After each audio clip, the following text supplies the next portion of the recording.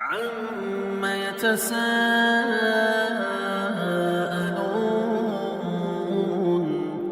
عَنِ النَّبَإِ الْعَظِيمِ الَّذِي هُمْ فِيهِ مُخْتَلِفُونَ كَلَّا سَيَعْلَمُونَ ثُمَّ كَلَّا سَيَعْلَمُونَ ورحمة الله وبركاته. إن الحمد لله نحمده ونستعينه ونستغفره ونعوذ بالله من شرور أنفسنا ومن سيئات أعمالنا من يهده الله فلا مضل له ومن يضلل فلا هادي له وأشهد أن لا إله إلا الله وحده لا شريك له وأشهد أن محمدا عبده ورسوله أما بعد. அகிலத்தை படைத்து பரிபாலிக்கக்கூடிய எல்லாம் வல்ல அல்லாஹ்வுக்கே புகழ் அனைத்தும். அல்லாஹ்வின் சத்திய தூதர் எம்முயிரிலும் மேலான கண்மணி நாயகம் ஸல்லல்லாஹு அலைஹி வஸல்லம் அவர்கள் மீதும் அன்னவர்களை பின்பற்றி வாழக்கூடிய அனைத்து முஸ்லிம்கள் மீதும் எல்லாம் வல்ல அல்லாஹ்வின் கருணையும் சாந்தியும் என்றென்றும் நிலவட்டுமாக. அன்பிற்குரிய அல்லாஹ்வின் நல்லடியார்களே, சகோதர சகோதரிகளே, தாய்மார்களே, இன்றைய தினம் நாம் ஃபிக்ஹ் வகுப்பை ஆரம்பித்திருக்கிறோம். இந்த ஃபிக்ஹ் வகுப்பு என்று சொன்னால் இஸ்லாமிய மார்க்கத்திலே உள்ள சட்டதிட்டங்களை கற்றுக் கொடுக்கக்கூடிய ஒரு வகுப்பு. நாங்கள் ஏற்கனவே 50 தொடர்களாக அகீதா வகுப்பை படிச்சிருக்கிறோம். அல்லாஹுவை பற்றிய நம்பிக்கை முதல் ஈமான் சம்பந்தப்பட்ட அனைத்து அம்சங்களையும் அக்குவேராக அணிவேராக குர்ஆன் சுன்னாவிலிருந்து பார்த்துருக்கிறோம். இஸ்லாத்துடைய அடிப்படைகளில், இஸ்லாத்துடைய தூண்களில் 5 நிறுவப்பட்டிருக்கிறது உங்களுக்கு தெரியும். முடியன் இஸ்லாம் அலா ஹம்சி, இஸ்லாம் 5 மீது நிறுவப்பட்டுள்ளது. ஷஹாதத்தி அல்லாஹ் இலா இல்லல்லாஹ் என்று வரக்கூடியது. அல்லாவை வணக்கத்துக்குரியவன் அல்லாஹவை தவிர வேறு யாரும் இல்லை என்பதை நாங்கள் ஷஹாதா பண்ணுவது, தொழுகையை நிலைநாட்டுவது, ஜகாத்தை நிலைநிறுத்துவது, நோன்பை நாங்கள் பிடிப்பது, சக்தி பெற்றவர்கள் ஹஜ்ஜு கடமை நிறைவேற்றுவது என்று அந்த 5 மீது தான் இஸ்லாம் நிறுவப்பட்டிருக்குது. அதில் இந்த ஷஹாதத்து அல்லா இலாஹா இல்லல்லாஹ் வ அன்ன முஹம்மதன் அப்துஹு வ ரசூலுஹு என்று சொல்லக்கூடிய வணக்கத்துக்குரியவன் அல்லாஹுவை தவிர வேறு யாரும் இல்லை, முகமது நபிகள் நாயகம் ஸல்லல்லாஹு அலைஹி வஸல்லம் அவர்கள் அல்லாஹ்வின் அடியாரும் திருத்தூதரும் ஆவார் என்ற இந்த அடிப்படையிலிருந்து உருவாக்கப்பட்ட அகீதாவை தான் நாங்கள் ஃபர்ஸ்ட்டுக்கு பார்த்தோம். 9 தொடராக பார்த்தது இந்த இஸ்லாத்துல கடமைகளில் முதலாவது. அப்போ அல்லாஹ்வை தவிர வணக்கத்துக்குரியவன், அல்லாஹ்வை பற்றி நாங்கள் எப்படி நம்பணும், ரசூலை பற்றி எப்படி நம்பணும், இறை தூதர்கள் என்றா யாரு, வானவர்கள் என்றா யாரு, வேதங்கள் என்றா யாரு, இது எல்லாத்தையுமே நாங்கள் என்ன செஞ்சிருக்கிறோம், படிச்சிருக்கிறோம். அப்போ 2வது என்ன, தொழுகையை நாங்கள் நிலைநாட்டணும். ஷஹாதா பண்ணிட்டோம் வேண்டாம், அல்லாவை நாங்கள் நம்பிட்டோம் வேண்டாம், முகமது நபி அவர்களை தூதராக நாங்கள் ஏற்றுக்கொண்டுட்டோம் வேண்டாம், அடுத்ததாக ஒருவருக்கு என்ன கடமையாகும், தொழுகை கடமையாகும். அந்த வரிசையில தான் அகீதாவை முடித்த பிறகு ஃபிக்ஹ் சட்டங்களுடன் தொழுகை சம்பந்தப்பட்ட சட்டங்களை நாங்கள் இன்றைய தினம் ஆரம்பிக்கிறோம். அந்த தொடர் கண்டெக்ஸ்ட் எப்படி வருதுன்னு இப்போ நீங்கள் புரிஞ்சு கொள்வீங்க. அப்போ இந்த தொழுகை என்பது ஒவ்வொரு முஸ்லிமின் மீதும் கடமையாக்கப்பட்ட ஒன்று என்பதை நாங்கள் எல்லாரும் விளங்கி வச்சிருக்கிறோம். எந்த அளவுக்கு என்று சொன்னால், அல்லாஹ் திருக்குர்ஆன்ல 2வது அத்தியாயத்தில் 43வது வசனத்தில் வ அகீமுஸ் ஸலாத்த வ ஆத்துஸ் ஸகாத்த வர்கஉ மஅர் ராகிஈன், நீங்கள் தொழுகையை நிலைநாட்டுங்க, ஜக்காத்தை நிறைவேற்றுங்க, ருக்கு செய்பவர்களுடன் ருக்கு செய்யுங்கள் என்று அல்லாஹ் சொல்கிறான். அகீமுஸ் ஸலாத்த என்று சொல்லக்கூடியது குர்ஆன்ல ஏராளமான இடங்கள்ல வந்திருக்குது. கிட்டத்தட்ட பலவிதமான வடிவங்கள்ல நீங்க தொழுகையை நிலைநாட்டணும், தொழுகையை நிலைநாட்டணும், ஜகாத்தை நிறைவேற்றணும் என்ற இந்த சொல், இந்த 2 கட்டளைகள் ஒன்றோடு ஒன்று பின்னி பிணைஞ்சு இருக்கக்கூடியதாக கிட்டத்தட்ட 17 தடவைகள் குர்ஆன்ல சொல்லப்பட்டிருக்குது. இப்போ நோம்பு பிடிங்க, நோம்பு பிடிங்கன்னு சொல்லி எத்தனை வசனம் இருக்குது குர்ஆன்ல? 2 வசனம். 2வது அத்தியாயத்துல 183 184 நோம்பு கடமையாக்கப்பட்டதை பத்தி சொல்லுது. 2வது அத்தியாயத்துல 185வது வசனம் திரும்ப வந்து நோன்பை நீங்க கடைப்பிடிக்கணும் என்று வருது. தொழுகையை பொறுத்த அளவுல 17 தடவை சொல்லப்பட்டது என்று சொன்னா என்ன அர்த்தம்? அல்லாஹ்வை வணங்குறதுக்காகத்தான் நம்மள அல்லாஹ் படைச்சிருக்கிறான். அப்ப அந்த வணக்கத்தை நாங்க வெளிப்படுத்தணும், வணக்கத்தை நாங்க நிறைவேற்றணும். அந்த வணக்கங்கள்ல தலையாய வணக்கமாக இருக்கக்கூடியது தொழுகை தான். அதனாலதான் அல்லாஹ் தஆலா இந்த அளவுக்கு கட்டளையை போடுறான். ஒரே விஷயத்தை நாங்க வீட்டில் எங்களோட பிள்ளைகளுக்கு கட்டளை போட்டா, அப்படி பண்ணாதே, இதை பண்ணாதே, இப்படி செய்யாதே, இப்படி செய்யணும், ஒரே விஷயத்தை நாங்கள் ஏன் சொல்லுவோம்?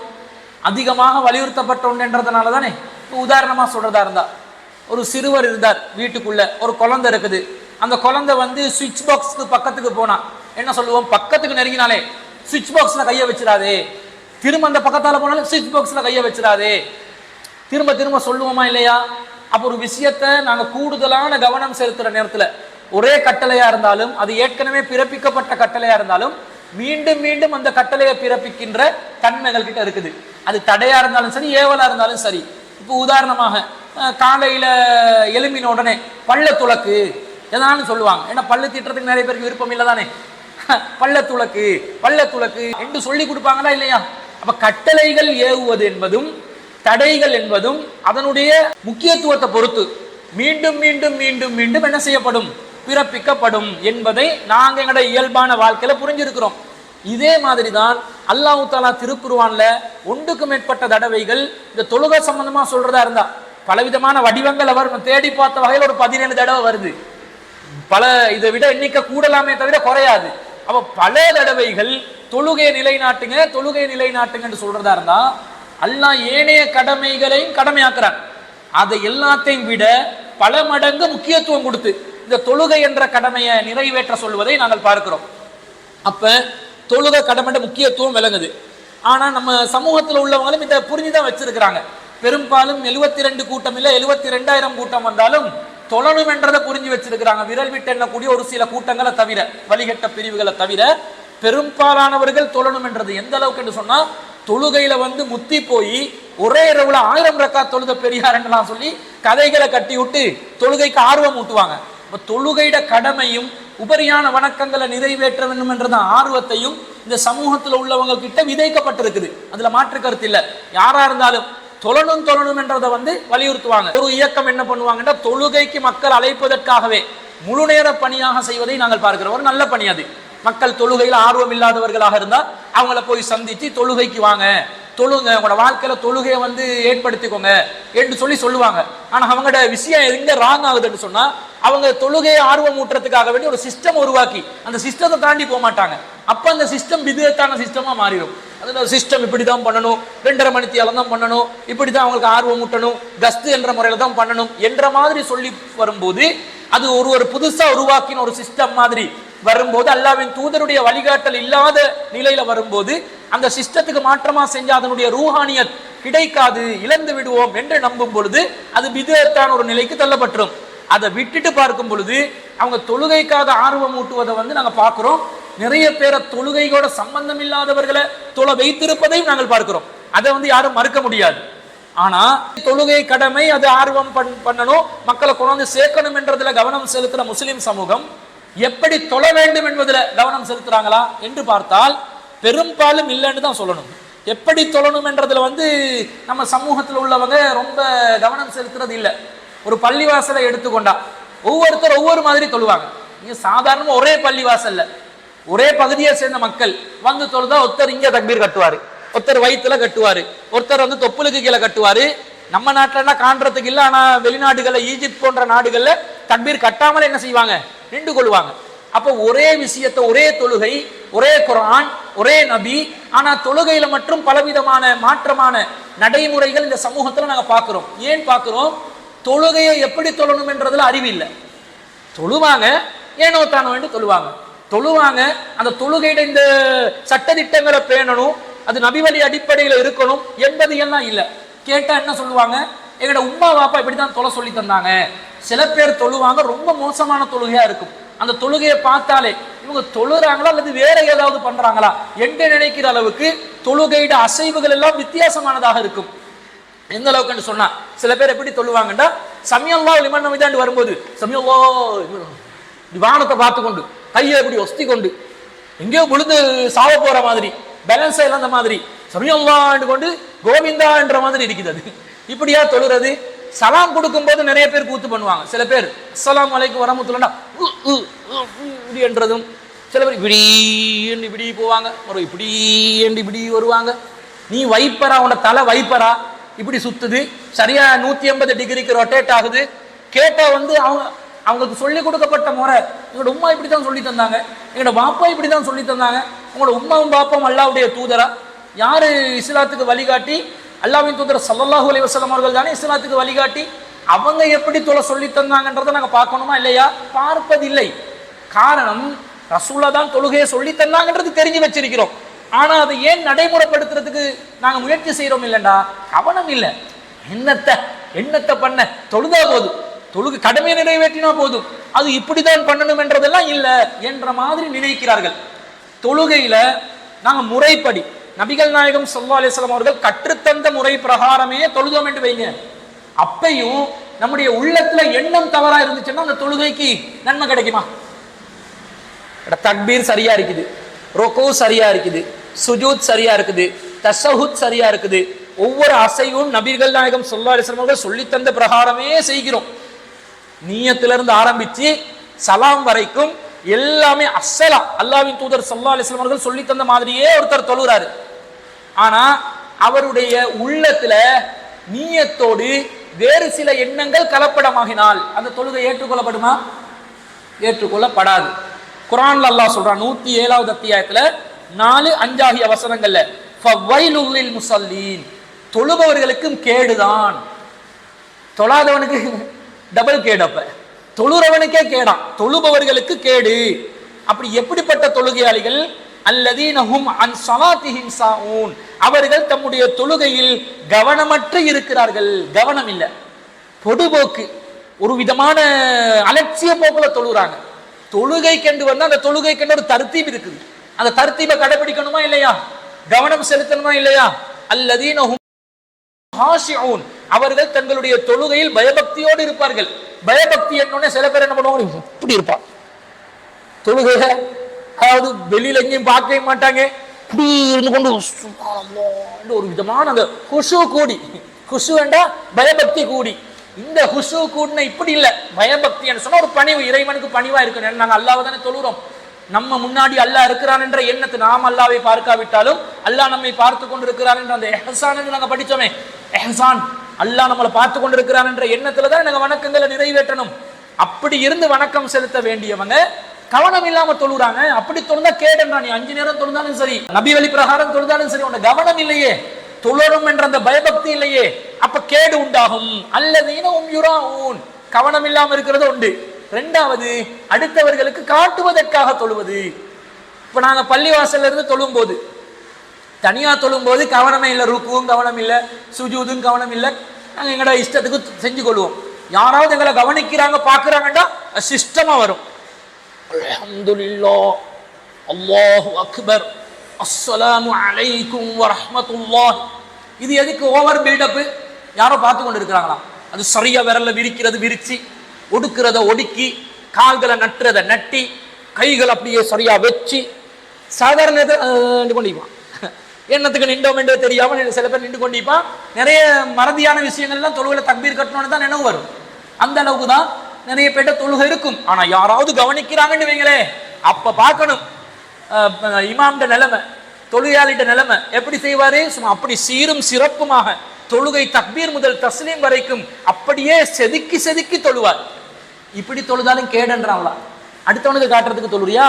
நீ செம்மையாக தொழ வேண்டும். அந்த செம்மை என்பது என் முன்னாடி மக்கள் பார்த்தாலும் சரி பார்க்காவிட்டாலும் சரி சரியான முறையில் தொழ வேண்டும் என்ற அந்த கருத்தில் தொழுகை நிலைநாட்டணுமே தவிர, கவனம் இல்லாமல் இருந்தாலோ பிறர் பார்ப்பதற்காக வேண்டி தொழுதாலோ அந்த தொழுகை கேடாக முடியும் என்பதை இஸ்லாம் சொல்றதை பார்க்கிறோம். இப்ப ஒவ்வொருத்தர் ஒவ்வொரு விதமா தொழுறாங்க தானே. இப்ப நாங்க நபி வழி பிரகாரம் தொழணும். நபி வழி பிரகாரம் தொழணும் என்றா அந்த நபி வழியை நாங்க எங்க இருந்து எடுப்பது? இஸ்லாத்திலே நமக்கு வழிகாட்டப்பட்ட விதத்தில் நாம் தொழுவதாக இருந்தா எங்கிருந்து இந்த அடிப்படைகளை நாங்கள் புரிந்து கொள்வது என்பதை நாங்கள் அறிந்து வைத்திருக்க வேண்டும். எல்லா விஷயத்தையும் நமக்கு சொல்லி தந்தது எது? அல் குர்ஆன் தானே. நபிகள் நாயகம் ஸல்லல்லாஹு அலைஹி வஸல்லம் அவருடைய சுன்னா தானே. அப்ப அல் குர்ஆனும் சுன்னாவிலிருந்து தான் இந்த தொழுகை முறையும் நாங்கள் என்ன செய்யணும்? பெற்றுக்கொள்ள வேண்டும். இந்த மார்க்கம் முழுமையானது. இந்த மார்க்கத்துல எது செய்யப்படணுமோ அது எல்லாம் அக்கு வேறாக அணி வேறாக சொல்லித்தரப்பட்டு விட்டது. அல்லாஹ்வின் தூதர் ஸல்லல்லாஹு அலைஹி வஸல்லம் அவர்கள் தொழுகையில செய்ய வேண்டிய முக்கியமான அம்சங்களை சொல்லி தராம போயிட்டாங்க. அதனால நாங்க எங்கட பெரியார்கள் மகான்கள் இமாம்கள் சொல்லின அந்த வழிமுறை பிரகாரம் தொழுவோம் என்று யாருக்காவது சொல்ல முடியுமா? சொல்ல இயலாது. ஏன்? தொழுகை உட்பட எல்லா விஷயங்களிலும் என்ன என்ன செய்யப்பட வேண்டும் என்பதை அல்லாஹ் குர்ஆன்ல சொல்லி தந்திருக்கிறார். அல்லாஹ்வின் தூதர் ஸல்லல்லாஹு அலைஹி வஸல்லம் அவர்கள் நபி வழியிலையும் நமக்கு சொல்லி தந்திருக்கிறார்கள். இந்த மார்க்கம் பூர்த்தியான மார்க்கம், எல்லாமே சொல்லித்தரப்பட்ட மார்க்கத்துல இந்த தொழுகையை சொல்லி தரப்பட்டிருக்காதா? அல்லாஹ் சொல்கிறான் 5வது அத்தியாயத்தில் 3வது வசனத்தில், அல் யௌம அக்மல்து லக்கும் தீனக்கும், இன்றைய தினம் உங்களுடைய மார்க்கத்தை நான் உங்களுக்கு பூர்த்தியாக்கி விட்டேன். வ அத்மம்து அலைக்கும் நிஅமதி, எனது அருட்கொடைகளை நான் உங்களுக்கு முழுமைப்படுத்தி விட்டேன். வ ரதீது லக்குமுல் இஸ்லாம தீனா, இஸ்லாம் உங்களுக்கான மார்க்கம் என்று நான் முழுமனதுடன் பொருந்திக் கொண்டேன் என்று அல்லாஹ் சொல்கிறான். அப்ப இஸ்லாம் என்ற தீனை அல்லாஹ் கம்ப்ளீட் பண்ணிட்டான். கம்ப்ளீட் பண்ண தீன்ல தொழுகை முறை எப்படி இருக்கணும் என்று இருக்குமா இல்லையா? முதல்ல அதை நம்பணுமா இல்லையா? இமாம்கள் தான் தொழுகையை சொல்லி தரணுமா? தொழுகை சாஃபி என்று இருக்குது, கேள்விப்பட்டு இருக்கிறீங்களா? தொழுகை சாஃபி இன்னும் புக் ஷாப்ல வைக்கிறாங்க. என்ன தொழுகை சாஃபி? நான் தொழுகைனும் எப்படி என்றது, நாங்க எங்களோட தொழுகைகளை எப்படி அமைத்துக் கொள்ள வேண்டும் என்பதை சாஃபி மதுஹப்ல எங்களுக்கு சொல்லி தரப்பட்டிருக்குது. அப்படிதான் சொல்லி கொடுக்குறாங்க. சர்த்தி என்ன, ஃபர்லு என்ன, சுன்னத்தி என்ன, எல்லாத்தையும் யாரு கற்றறிந்து நமக்கு தொகுத்து வடிகட்டி தந்திருக்கிறார்? இமாமுனா ஷாஃபிஈ ரஹ்மத்துல்லாஹி அலைஹி அவர்கள் தான் சொல்லி தந்திருக்கிறார்கள் என்று நினைக்கிறோம். அதான் தொழுகை சாஃபி என்றாங்க. தொழுகை சாஃபிடையா? யாருடைய தொழுகை? அல்லாஹ்வுடைய தொழுகை. தொழுகை அல்லாஹ்ட தொழுகை முறை அல்லாஹ் தான் சொல்லி தரணும், அல்லாஹ்வுடைய ரசூல் தான் சொல்லி தரணும். சலாத்து நபி ஸல்லல்லாஹு அலைஹி வஸல்லம் அவர்கள் என்று சொன்னாலும் பரவாயில்லை. ஆனா சலாத்து நபி என்று சொல்லலுமா? தொழுகை நபியின் தொழுகை என்று சொல்லலுமா? அல்லாஹ்ட தொழுகை. சில அரபு அறிஞர்கள் என்ன செஞ்சாங்கன்னா சிஃபத்து ஸலாத்து நபி என்று பேர் வைப்பாங்க. சிஃபத்து ஸலாத்து நபி என்றா சிஃபத்து ஸலாத்தின் நபி, நபிகள் நாயகத்தின் தொழுகையில் சிஃபத்துகள், வர்ணனைகள், எப்படி தொழ வேண்டும் என்ற வழிமுறை, எப்படி நபிகள் நாயகம் ஸல்லல்லாஹு அலைஹி வஸல்லம் தொழுகை முறையின் வர்ணனைகளை நாங்க ரசூலா கிட்ட இருந்து எடுக்கணும். நீங்க தொழுகை சாஃபி என்று போட்டீங்க, என்ன உள்ளடக்கம்? எங்களுக்கு தொழுகையை சொல்லி தரணும் இமாம் ஷாஃபி ரஹ்மத்துல்லாஹ் தான், அவர் சொன்ன மதுஹப் பிரகாரம் தான் நாங்க தொழணும். அப்ப இப்படிதான் வேறுபடுத்தி வச்சிருக்கிறாங்க. உங்களுக்கு தெரியும், இந்த புறக்கோட்டையில 2 பள்ளிவாசல், பிரதானமான பள்ளிவாசல் இருக்குது. ஒன்று சிவப்பு பள்ளி, சம்மாங்கோட்டை பள்ளி. அடுத்த பள்ளிவாசல் 3ஆம் குறுக்கு தெருவில் இருக்கக்கூடிய பாய் பள்ளி. 2 பள்ளி இருக்குதா? 2ல அசர் நேரம் எப்போ வருது? 1ல 3:30 மணிக்கு அசர், இன்னொன்றுல 4:30 மணிக்கு அசர். அப்ப என்ன கேட்டா அவங்க ஷாஃபி என்றாங்க, இவங்க அனஃபி என்றாங்க. ஷாஃபிக்கு அசர் 3:30 மணி, அனஃபிக்கு அசர் 4:30 மணி எப்படி ஆவிச்சு? கொஞ்சம் சிந்திக்கிற இல்லையா? என்ன அர்த்தம்? ஷாஃபி 3:30 மணியில அசர் தொடங்குதுண்டா, அனஃபிகளுக்கு 4:30 வர காட்டிலும் லுகர் நீடிக்குதுன்னு அர்த்தம். ஷாஃபிகளுக்கு 3:30யோட லுகர் முடங்குதுன்னு அர்த்தம். அது எப்படி? அல்லாஹ்வின் தூதர் ஸல்லல்லாஹு அலைஹி வஸல்லம் அவர்கள் கொண்டு ஒரு மார்க்கத்துல எப்படி 2 நேரம் வந்துச்சு கேட்டா, இது ஷாஃபி இமாம் அவர்களுடைய கூற்றின் பிரகாரம் அசர் தொழுகையை நாங்கள் இப்படிதான் கணிக்க வேண்டும். அனஃபி இமாம் அவர்களுடைய மதுஹபின் பிரகாரம் அசர் தொழுகையை நாங்கள் இவ்வாறு தான் கணிக்க வேண்டும் என்று 2 சாராரா பிரிஞ்சு கிடக்கிறாங்க. இந்த விஷயம் தொழுகையில மட்டுமில்ல, எல்லாத்திலையும் வச்சிருக்கிறாங்க இந்த மதுஹப் பிரிவு.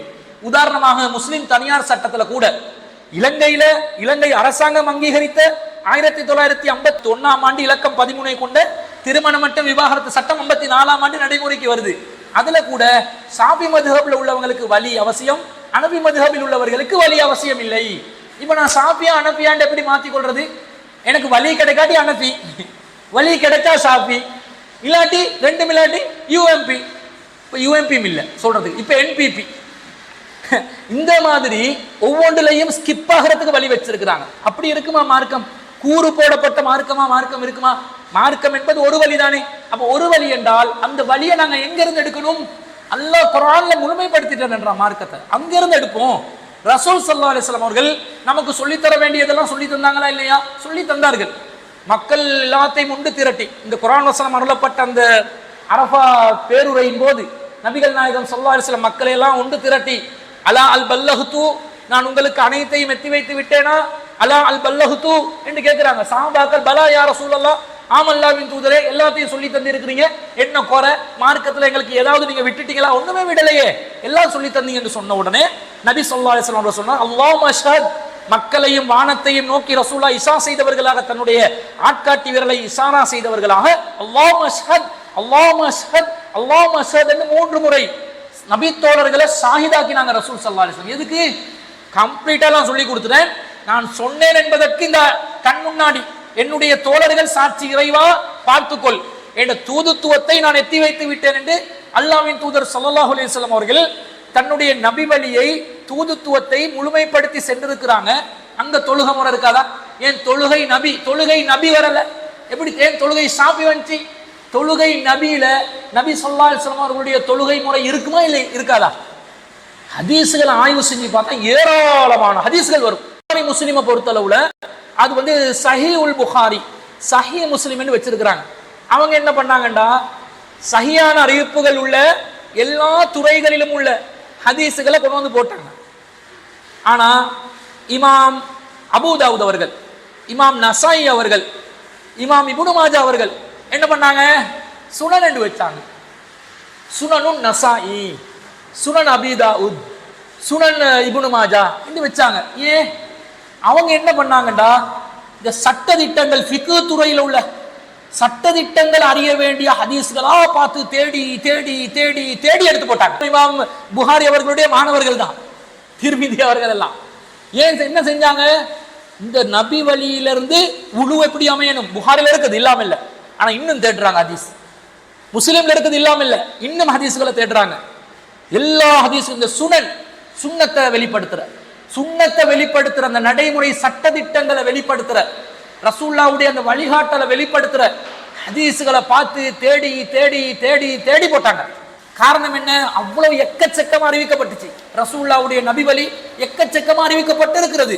அப்படி இருக்கும்போது எங்களுக்கு தொழுகை நபி எடுக்கலவா, எடுக்கலாம். ஆனா நம்ம ஆக்கள் என்ன பண்றாங்கடா, கவனம் இல்லாத நிலையில் இருப்பதை பார்க்கிறோம். ஒரு செய்தியை பாருங்க, ரசூலுல்லாஹ் எச்சரிக்கை செய்யக்கூடிய ஒரு செய்தி ஒன்று ஆயிஷா ரலியல்லாஹு அன்ஹா அறிவிக்கிறாங்க. ஒரு முறை சஅத் பின் இப்ராஹிம் ரஹ்மத்துல்லாஹ் அவங்க சொல்றாங்க, அவர் வந்து காசிம் பின் முஹம்மது ரஹ்மத்துல்லாஹ் அவர்களிடம் ஒருவருக்கு வந்து 3 வீடுகள் இருந்தா, அவர் வந்து அதுல 3ல ஒன்றை வசியத் பண்ணா சரியா அப்படின்னு கேட்கிறார். ஒரு கேள்வி, 3 வீடு இருக்குது, மரண தருவாய்க்கு வர்றாரு, வசியத் நிறைவேற்றலாம் தானே, எவ்வளவு வசியத் நிறைவேற்றணும், வசியத்து எத்தனை, மரண சாசனம் 3ல 1, சொத்துல அதிகபட்சம் 3ல 1 தான் வசியத்து நிறைவேற்ற. அப்ப 3 வீடு இருக்குது, ஒரு வீடை வசியத் பண்ண போறாரு, ஓகே தானே என்று கேட்கும் போது அதற்கு காசிம் பின் முஹம்மது ரஹ்மத்துல்லாஹ் சொல்றாரு, அப்படி செய்யக்கூடாது. அத 3 வீடு இருந்தா ஒரு வீடை வசியத் என்று சொல்றது, நீங்க முதல்ல 3 வீடையும் ஒன்று சேருங்க, ஒன்று சேர்த்து எவ்வளவு பெருமதி வருதுன்னு பாருங்க. வீடு 3 பெருமதி வித்தியாசப்படலாம் தானே. ஒரு வீடு 10 லட்சம் ரூபாய், இன்னொரு வீடு 20 லட்சம் ரூபாய், இன்னொரு வீடு 30 லட்சம் ரூபாய் தான், 3 வீடு தான், விலை 60 லட்சம் ஆகுது. அதிகபட்சமா 3ல 1 வசியத் பண்ணலாம் என்று அதிகபட்சத்தை ரசூலுல்லாஹ் சொல்லி இருக்கிறாங்க. ஒருத்தர் அதிகபட்சத்தை வசியத் பண்ண நினைக்கிறார், அப்ப அவர் அதிகபட்சமா 20 லட்சம் வசியத் பண்ணணும். ஒரு வீடு 10 லட்சம், இன்னொரு வீடு 20 லட்சம் 30, இன்னொரு வீடு 30 லட்சம், 60 தானே மொத்தம். அப்ப 60ல 3ல 1 என்றது 20 லட்சம். இவர் 10 லட்சம் வீட கொடுக்க சொல்றாரு வசியத்தா, பிழைன்றாரு. ஏன், நீங்க அதிகபட்சமா வசியத் பண்ண நினைக்கிறீங்களா இல்லையா, 20 லட்சம் வசியத் பண்ணணுமா இல்லையா, நீங்க 10 லட்சம் வீட வசியத் பண்றீங்க. அப்படி பண்ணாம 3 வீடு பெருமதியை ஒன்று சேருங்க, அதுல 3ல 1 பாருங்க, அதுதான் அதிகபட்சமானது. அப்ப அதிகபட்சமான அளவு 3ல் 1 பங்கு, அதாவது 20 லட்சம் உங்களுக்கு வசியத் செய்யலாம் என்றுதான் தீர்ப்பெடுக்க வேண்டும் என்று சொல்லிட்டு, சின்ன மேட்டர் ஒன்று தானே, அதிகபட்சம் தானே 3ல 1. 10 லட்சம் ரூபாய் வீடை கொடுத்தாலும் வசியத்து நிறைவேறுமா இல்லையா, நிறைவேறும். இப்படி சொல்லும் போது அவர் சொல்கிறார், நீங்க வந்து கணக்கிட்டு கடைசியா தான் நிறைவேற்ற வேண்டும். ஏன் தெரியுமா, ரசூலுல்லாஹி ஸல்லல்லாஹு அலைஹி வஸல்லம் கால, ஆயிஷா நாயகி சொல்றானே, ரசூலுல்லாஹ் சொன்னதாக, மன் அமில அமலன் லைஸ அலைஹி அம்ருனா ஃபஹுவ ரத்துன். ஒருவர் ஒரு காரியத்தை நிறைவேற்றுகிறார் நம்முடைய கட்டளை இல்லாமல், அப்போது அந்த காரியம் அல்லாஹ்விடத்தில் ரத்து செய்யப்படும், ரிஜெக்ட் ஆகும் என்று ஆயிஷா நாயகி சொல்லி இருக்கிறாங்க. எனவே வசியத்தை முறைப்படி 3ல 1 அதிகபட்சம் பார்க்கிறதா இருந்தா முறைப்படி அனைத்தையும் சேர்த்து பாருங்கள் என்று சொல்லி அறிவித்ததாக ஆயிஷா ரலியல்லாஹு அன்ஹா அவர்களை தொட்டு அறிவிக்கக்கூடிய செய்தியை சஹீஹ் முஸ்லிம்ல 3541வது செய்தியா பார்க்கிறோம். இந்த மன்னமில் அமலன் ஹதீஸை நாங்க அடிக்கடி பார்த்திருப்போம், பின்னணியை பார்த்திருக்கிறோமா, இதான் பின்னணி.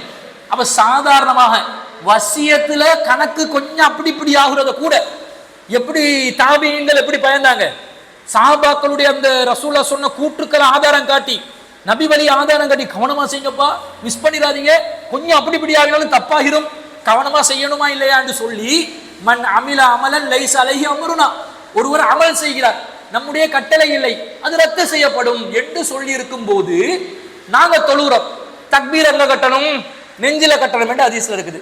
நெஞ்சில கட்டுறானா, நெஞ்சில கட்டணும் என்ற கொள்கையை ஏற்றுக்கொண்ட சகோதரர்களை நெஞ்சில ஒழுங்கா கட்டுறா, இப்படி என்றான், இப்படியா வயிற்றுல கட்டி கொண்டு இருக்கிறான். கேட்டா இதுவும் வயிறாம், சாஃபி மதஹப் சேர்ந்தவங்க வயிற்றுல கட்டுறாங்க. வயிற்றுல கட்டுறீங்க, நெஞ்சில கட்டுங்கண்டா, இது பூராவும் நெஞ்சா, ஒருத்தர் விவாதத்துக்கு வந்தாருங்க, கலந்துரையாடலுக்கு. என்னோட வயிற்றுல கட்டுறீங்க, நீங்க ஏன் நபி வழிக்கு மாற்றம் செய்யுங்க? நாங்க நெஞ்சில தானே கட்டுறோம். எங்க நெஞ்சில கட்டுறீங்க? இந்த இது நெஞ்சி, இதுக்கு அரபுல வந்து நெஞ்சண்டு பேரு. நான் சொன்னேன், எங்களுக்கு வயிற்ற வலி என்றா எங்க பிடிப்பீங்க? நெஞ்சி வலி என்றா எங்க பிடிப்பீங்க? இங்க. இப்ப நெஞ்சி வேற வயிறு வேறண்டு. இனிமேல் அவருக்கு நெஞ்சி வலி என்று சொன்னா அவர்கிட்ட வயிற்று தான் பிடிக்கணும். நாங்க அவர் வந்து நெஞ்சி வலிக்குது, ஹார்ட் அட்டாக் சரி வந்து நெஞ்சி வலிக்குதுன்னா போயிட்டு வயிற்றுக்கு லூஸ் மோஷன் மருந்து கொடுக்கணும். ஏன்? இவனுக்கு நெஞ்சின் தெரியா, வயிறும் தெரியா, மற்றது சொல்லல இல்லையா, வயிறும் தெரியாது. அதனால இந்த மாதிரி எல்லாம் யோசிக்கிறீங்களே, எவ்வளவு கவனமா இந்த தொழுகை விஷயத்தில் இருக்கணும், நபி வழியை எவ்வளவு கவனமா தேடி பின்பற்றணும், எங்களோட தொழுகை ஏற்புடைய தொழுகையாக ஆக்கிக் கொள்வதற்கு எவ்வளவு முயற்சி செய்ய வேண்டும் என்பதை இதிலிருந்து நாங்கள் அறிந்து கொள்ள வேண்டும். அதே போன்று அன்னை ஆயிஷா சித்திகா ரலியல்லாஹு அன்ஹா அவர்கள் அறிவிக்கக்கூடிய ஹதீஸ் ஒன்று சஹீஹ் முஸ்லிம்ல 3540வது ஹதீஸா வருது. மன் அஹதஸ ஃபீ அம்ரினா ஹாதா மா லைஸ மின்ஹு ஃபஹுவ ரத்துன். ஒருவர் வந்து இந்த மார்க்க விஷயத்தில் அதில் இல்லாத ஒன்றை புதிதாக உருவாக்குகிறார். புதுசா இல்லாத ஒன்றை, ஆதாரமே இல்லாத ஒன்றை, ஒரு சான்று இல்லாத ஒன்றை ஒருவர் புதுசா உருவாக்குறார் என்று சொன்னா ஃபஹுவ ரத்துன், அது ரத்து செய்யப்படும், நிராகரிக்கப்படும் என்று தெளிவா சொல்லப்பட்டிருக்குது. அப்ப நெஞ்சில்தான் தக்பீர் கட்டணம் என்று வந்தா நெஞ்சில தான் கட்டணும். ஆக்களை சமாளிக்கிறதுக்காக எல்லாம் வயிற்றுல கட்ட இயலாது. சமாளிபிகேஷன் சிஸ்டம் எல்லாம் மார்க்கத்துல சரி வராது. உலக விஷயத்துல சமாளிபிகேஷன் சரி வரும். அவ ஏசினா சமாளிங்க, அதுக்கு மட்டும் ஒன்று கொண்டு நிற்பாங்க. அவ ஏசினா நானும் ஏசுவேன், ஏன் மோசப்படிய அமெரிக்கா, ஏன் மோசப்படிய நாம் இருக்க மாட்டேன், ஏன் மோசப்படிய நீ இருக்காது, இப்படி அதுல எல்லாம் சமாளிபிகேஷன் வராது. எதுல சமாளிபிகேஷன் வருது? மார்க்க விஷயத்துல மட்டும். சமூக ஒற்றுமைக்காக வேண்டி சுண்ணாக்கரை விற்று கொடுத்து ஒற்றுமையை பலமாக கட்டி எழுப்பி நீனும் உன் பாதையில் நானும் என் பாதையில், வேற்றுமையில் ஒற்றுமை, இதுவே நமது நிலைப்பாடு என்று சொல்லி பயணித்தால் மார்க்கத்துல நாங்க என்ன பிழை செய்யறோம் தெரியுமா? அல்லாஹ்வின் தூதர் ஒரு வழிமுறையை காட்டி தந்திருக்கும் பொழுது அதை தூக்கி எறிகிறோம். ரசூலுக்கு கொடுத்த மதிப்பு அவ்வளவுதான். எங்கட எப்படி ரசூலுக்கு நாங்க மதிப்பு கொடுப்பேன்? என் தலைவன் அல்லாஹ்வின் தூதர் ஸல்லல்லாஹு அலைஹி வஸல்லம் அவர்கள் எதை சொன்னாலும் நான் செய்வேன். ஏன்? அவர் யாருக்கு தலைவர்? மூமின்களுக்கு தலைவர். எதுக்கு தலைவர்? மறுமையில் வெற்றி பெறுவதற்கான தலைவர். அந்த தலைவர் ஒரு வழிமுறை எங்களுக்கு சொல்லி தந்தா அதுக்கு மாற்றம் செய்யலாமா? மாற்றம் செய்யக்கூடாது என்பதை நாங்கள் விளங்கிக் கொள்ள வேண்டும். அதே போன்று ஒரு செய்தி வருகிறது பாருங்க, இந்த சமூகத்துல நீங்க நபி வழியை பின்பற்றுங்க, நபி வழி பிரகாரமே உங்களுடைய செயற்பாடுகளை அமைத்துக் கொள்ளுங்கள் என்று சொன்னா உடனே ஒரு பதில் வரும். இன்ஸ்டன்ட் பதில், செனிக்க நூடுல்ஸ் மாதிரி இன்ஸ்டன்ட் பதில் ஒன்று வரும். என்னது இன்ஸ்டன்ட் பதில்? நாங்கள் பரம்பரையா அப்படிதான் செஞ்சு வரோம், அதை நீங்க புதுசா வந்து குழப்புறீங்க. எங்கட வாப்பாக்கு தெரியாதா? எங்கட வாப்பாட வாப்பாக்கு தெரியாதா? வாப்பாக்கு தெரியாதா? சரி, நீ உன்னோட வாப்பாட பேரை சொல்லு முதல்ல. உனக்கு வாப்பாட பேரே தெரியாது, அவருக்கு தெரியாதுன்னு நீ கேட்கிற. எல்லாமே என்ன நினைக்கிறான்டா, எல்லாம் தெரிஞ்சு வச்ச மாதிரி. நீ எப்படி அறக்குறையா இருந்தியோ அந்த மாதிரி அவனோட வாப்பவும் அறக்குறையா இருந்திருப்பான். அவன் எப்படி அறக்குறையா இருந்தாலும் அந்த மாதிரி அவன் வாப்பும் அறக்குறையா இருந்திருப்பான். அவன் எப்படி அறக்குறையா இருந்தாலும் அதே மாதிரி அவன் வாப்பும் அறக்குறையா இருந்திருப்பான். எல்லாம் தெரிஞ்சுதான் எல்லாம் ஜீனியஸா இருந்து குர்ஆன் சுன்னாவை ஃபிங்கர் டிப்ஸ்ல ஆய்வு செஞ்சு எதை கேட்டாலும் குர்ஆன் வசனத்தையும் ஹதீஸையும் தரக்கூடிய எல்லாம் மார்க்க மேதைகளா இருந்தாங்களா? நிறைய பேர் நம்முடைய பரம்பரையில எங்க இருந்தாங்க? பெட்டிங் சென்டர்ல தான் இருந்தாங்க இல்லையா? முஸ்லீம் பேரை வச்சு இவங்கிட்ட தாடி இருந்திருக்குமா? 50 வருஷத்துக்கு முன்னாடி இருந்த முஸ்லிம் சமூகத்தின் இளைஞர்களுடைய முகத்தில் பழைய போட்டோ வச்சுப்பாங்க. 80 போட்டோஸ்களை கொஞ்சம் எடுத்து பாருங்க. என்னோட வாப்பாமார்கள் இளைஞர்களாக இருந்த காலத்துல போட்டோக்கள் எடுத்து பாருங்க. ஒருத்தண்ட மூஞ்சில தாடி இருக்காது. தாடி இருக்குமா? இப்ப வந்து இளைஞர்கள் மார்க்கத்தை பின்பற்றாங்க. அவன் சின்ன முகத்துக்கு தாடி கொஞ்சம் கொஞ்சமா வளர்ந்திருக்கும். தாடியை வச்சு வந்தா வேற அறப்படிச்ச கிழவன் மாதிரி தாடி வச்சு வந்திருக்கிறான். திட்டுறோமா இல்லையா? இதே மாதிரி ஒரு லக் ஆஃப் நாலேஜ், மார்க்கத்துல குறைவான அறிவோட மார்க்கத்தை பின்பற்ற ஆர்வம் இல்லாத நிலையில தான் பரம்பரை இருந்திருக்குது. இதுல என்ன ஆதாரத்தை காட்டுறாங்க? எங்களோட பரம்பரையில நாங்க இப்படிதான் தொழுது வந்தோம். உங்களோட பரம்பரை ஒன்றும் இல்லை, கிழிச்சது ஒண்ணுமே பண்ணல. அதனாலதான் எல்லாமே தர்காக்களுக்கு போய் நாங்க தலையை முட்டி கொண்டிருந்தோம். நான் பிறக்கிற நேரத்துல ஏனைய நேர்ந்து பெற்றாங்களாம். இந்த பெட்டால் இருக்கிற ஒரு அவுளியாக்கு, அந்த அவுளியாட பேர் தெரியல. அந்த தர்காவும் பெரிய அளவுல இப்ப ஃபேமஸ் இல்லை, அதனால கிளப்பி கொண்டு சொல்ல வேண்டிய அவசியம் இல்லை. என்னுடைய பிறப்பே தர்காவிலே நேர்ச்சை செய்துதான் பிறக்கப்படலாம். எப்படி நினைச்சிருக்கேன்? ஒரு ஆம்பளை பிள்ளைய பெத்தெடுக்கணும் என்று சொல்லி பெட்டால் ஒரு தர்கா இருக்குது, தெரிந்தானே? தெரியாட்டி பரவாயில்ல, அப்படியே இருக்கட்டும், ஷட் டவுனாக இருக்கட்டும்.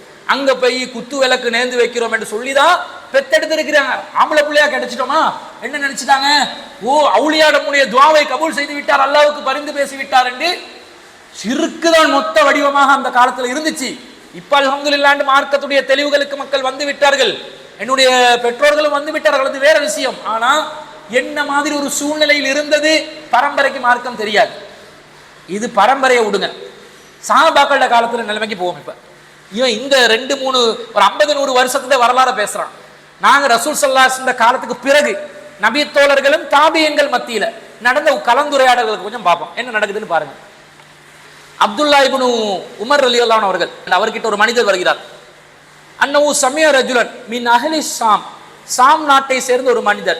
வ ஹுவ யஸ்அலு அப்துல்லா இப்னு உமர் அனி தமத்துஇ பில் உம்ரதி, உம்ராவை தமத்தா முறையில் செய்வது சம்பந்தமாக அப்துல்லா இப்னு உமர் ரலியல்லாஹு அன்ஹு அவர்களிடம் ஷாம் நாட்டை சேர்ந்த ஒரு மனிதர் கேட்டார். இலல் ஹஜ்ஜி, ஹஜ்ஜுடன் சேர்ந்து உம்ராவை தமத்தா முறையில் செய்வது சம்பந்தமாக.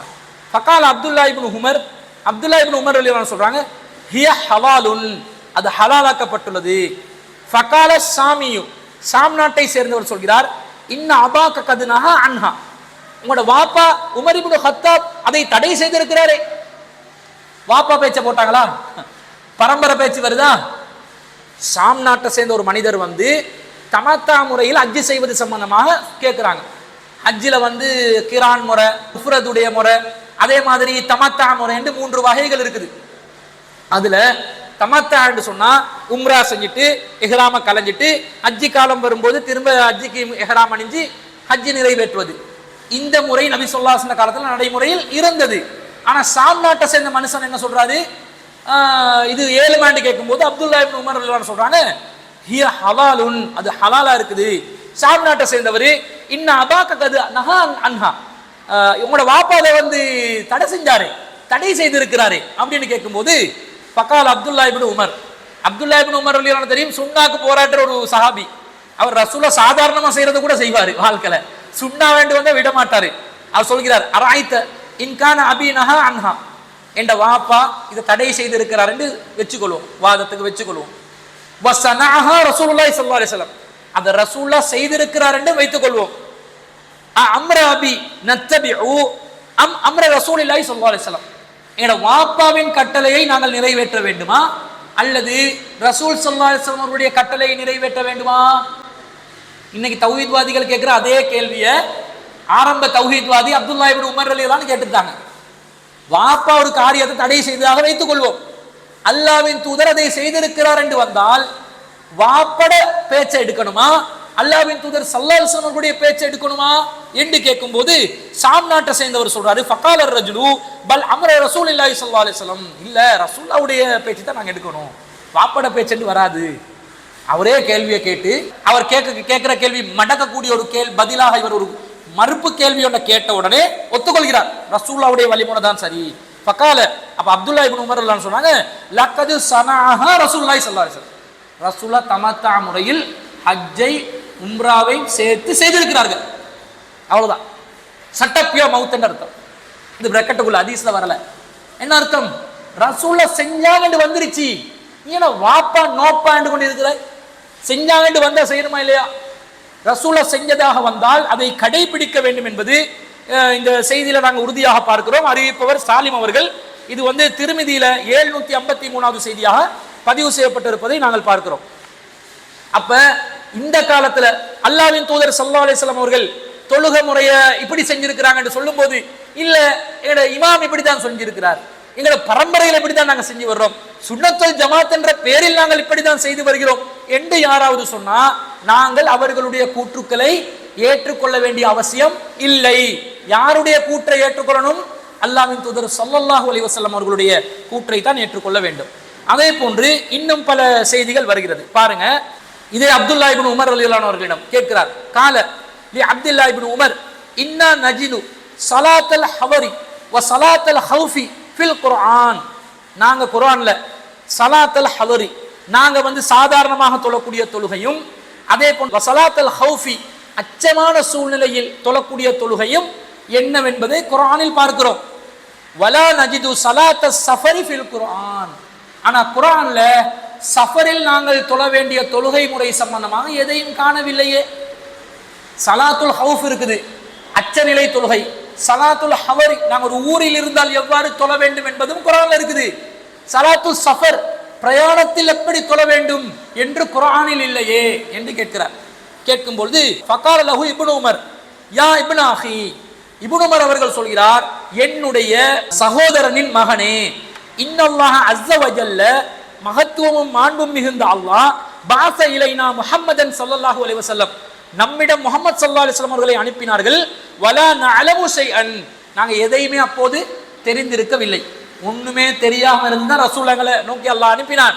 வ இன்னமா நஃஅலு கமா ரஹைனா முஹம்மதன் ஸல்லல்லாஹு அலைஹி வஸல்லம் யஃஅல், நாங்க இப்ப சலாத்து சஃபர் செய்றோமே, சஃபர்ல தொழுகை செய்றோமே, அது எப்படி செய்றோம்டா, ரசூலுல்லாஹ்விடம் இருந்து நாங்கள் எதை கண்டோமோ, ரசூலுல்லாஹ் செய்வதாக எதை பார்த்தோமோ, அதை தான் நாங்கள் சலாத்துல் சஃபரில் செய்து கொண்டிருக்கிறோம். இல்லாதோண்ட இட்டு கட்டி செய்யல. குர்ஆன்ல இல்லாட்டி ஹதீஸ்ல இருக்கும், ஹதீஸ்ல இருந்தா அதையும் பார்த்து நாங்கள் பின்பற்ற வேண்டும். இல்லாத ஒன்றை செய்தால்தான் உன்னுடைய கேள்வி நியாயமானது. நாங்க ஒன்றுமே தெரியாத நிலையில தான் அல்லாஹ்வின் தூதர் எங்களை நோக்கி அனுப்பப்பட்டார்கள். அல்லாஹ்வின் தூதர் ஸல்லல்லாஹு அலைஹி வஸல்லம் அவர்கள் சலாத்து சஃபர், பிரயாண தொழுகை எப்படி அமைய வேண்டும் என்பதை நபி வழியில் நமக்கு கற்றுத்தந்து விட்டார்கள். எனவே அதன் பிரகாரமே நாங்கள் செய்கிறோம் என்று சொல்லி, நபி வழியில் உள்ளதை தான் செய்வோம், இல்லாததை செய்ய மாட்டோம் என்று உறுதியாக சொன்ன செய்தியை சுனனுன் நசாயில 1417வது செய்தியாக நாங்கள் பார்க்கிறோம். இந்த செய்தியை அப்துல்லா இப்னு ஹாலித் அவர்கள் அறிவிக்கக்கூடியதாக இருக்கிறது. அப்ப எங்களோட தொழுகை உள்ளிட்ட எல்லா வணக்கங்களையும் ரசூல்லா காட்டின வழிமுறை இருக்கணும் என்றது விளங்குது. அந்த வழிமுறை என்னன்றத நாங்க அறிந்து கொள்ள வேண்டும். இதுல வெறுமனே இதுல முக்கியத்துவத்தை நாங்களா சிந்திச்சு விளங்குற மாதிரி மட்டும் நினைச்சு கொள்ள வேணாம். இந்த செய்திகளை பார்க்கும்போது தொழுகையிட வழிமுறை எப்படி இருக்க வேண்டும் என்பதை நாங்க சிந்திச்சு விளங்கணும் போல தோணுது. ஆனா நாங்க சிந்திக்கிறது மாத்திரமல்லாமல் அல்லாஹ்வின் தூதரே தொழுகை முறையை ஒவ்வொரு அசைவிலும் கற்றுத்தந்து கவனிச்சு தொழுகையில இருக்கக்கூடிய ஒவ்வொரு விஷயத்தையும் கற்றுக் கொடுத்தார்கள் என்றதை நாங்க பார்க்கிறோம். 20 இளைஞர்கள் ரசூல் ஸல்லல்லாஹு அலைஹி வஸல்லம் அவர்களிடம் பயிற்சியை பெற்றுக் கொள்வதற்காக வருகிறார்கள். அவங்க எப்படி வர்றாங்க? வனஹ்னு சபபத்துன் முத்தகாரிபூன, நாங்கள் ரசூல் ஸல்லல்லாஹு அலைஹி வஸல்லம் அவர்களிடம் சமவயதுடைய இளைஞர்களாக இருந்து ஃபஅகம்னா இந்தஹு 20 யௌமன் வலைலத்தன், 20 இரவு பகல் ரசூலுல்லாஹ்விடம் தங்கினோம். வகான ரசூலுல்லாஹி ஸல்லல்லாஹு அலைஹி வஸல்லம் ரஹீமன் ரஃபீகன், ரசூல் ஸல்லல்லாஹு அலைஹி வஸல்லம் ரொம்ப கருணையானவர், ரொம்ப தோழமை கொள்ளக்கூடிய மென்மையான குணமுள்ளவர்கள். ஃபவம்மா வன்ன அன்னா கது இஸ்தஹைனா அஹ்லனா, 20 நாள் தங்குறாங்க இளைஞர்கள். ஆனா புள்ள குட்டிக்காரங்க மனைவிமார்களும் என்ன வந்துருச்சு சொல்றாங்க, நாம் நம்முடைய குடும்பத்தை நினைவுபடுத்துகிறோம் என்பதை ரசூலுல்லாஹ்க்கு விளங்கினோடனே அவு கதிஸ்தக்னா சாலனா, அல்லாஹ்வின் தூதர் குடும்பமாக்கள் ஞாபகத்துக்கு வருது, போயிட்டு வரவா என்று கேட்டா நல்லா இருக்கணுமே என்று நினைக்கும் போது ரசூலுல்லாஹ் சொல்றாங்க, இர்ஜிஉ இலா அஹ்லிக்கும். ரசூலுல்லாஹ்க்கு அந்த அகத்தின் அழகு முகத்துல தெரிஞ்சிருச்சு. ஆஹா, பொண்டாட்டிமார்களை தேடுறாங்க, இனிமேல் 21வது நாள் தங்க வச்ச வேண்டாம், இவங்களுக்கு சரி வராது, ஓடிடுவாங்க, கேம்ப் டேமேஜ் ஆகிடும். 20 நாள் கேம்ப், அது 21வது நாள் சரி வராதுன்னு ரசூலுல்லாஹ்வை விளங்கி அந்த ஐ ரீடிங், மைண்ட் ரீடிங் கொண்டு இருக்குது, கேஷுவலா எல்லா மனிதருக்கும் உள்ள ஒரு விஷயம், மைண்டை புரிஞ்சு கொண்டு இர்ஜிஉ இலா அஹ்லிக்கும், உங்களோட குடும்பத்தாரிடம் செல்லுங்கள். ஃபஅகீமு ஃபீஹிம், குடும்பத்தார்கிட்ட சென்னா சும்மா சென்றுட்டு இருக்க கூடாது, உலக வாழ்க்கையை நீங்க இல்லறத்தெல்லாம் அனுபவிச்சுக்கோங்க, ஆனா அவங்களுக்காக தொழுகையும் நீங்க என்ன செய்யணும், நிலைநாட்ட வேண்டும்.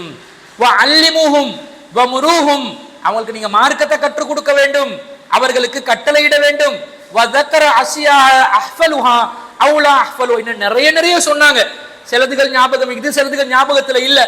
சொல்லிட்டு ரசூலுல்லாஹ் வந்து சொல்றாங்க, வஸல்லு கமா ரஅய்துமூனி உஸல்லி, நான் எவ்வாறு தொழக் கண்டீர்களோ அவ்வாறே நீங்கள் தொழுது கொள்ளுங்கள் என்று சொல்லி ரசூலுல்லாஹ் சொல்லிட்டு, ஃபைதா அலரத்தி ஸலாத், தொழுகை நேரம் வந்துவிட்டால் ஃபல் யுஅஸ்ஸின் லக்கும் அஹதுக்கும், உங்கள ஒருத்தர் அதான் சொல்லிக் கொள்ளட்டும்.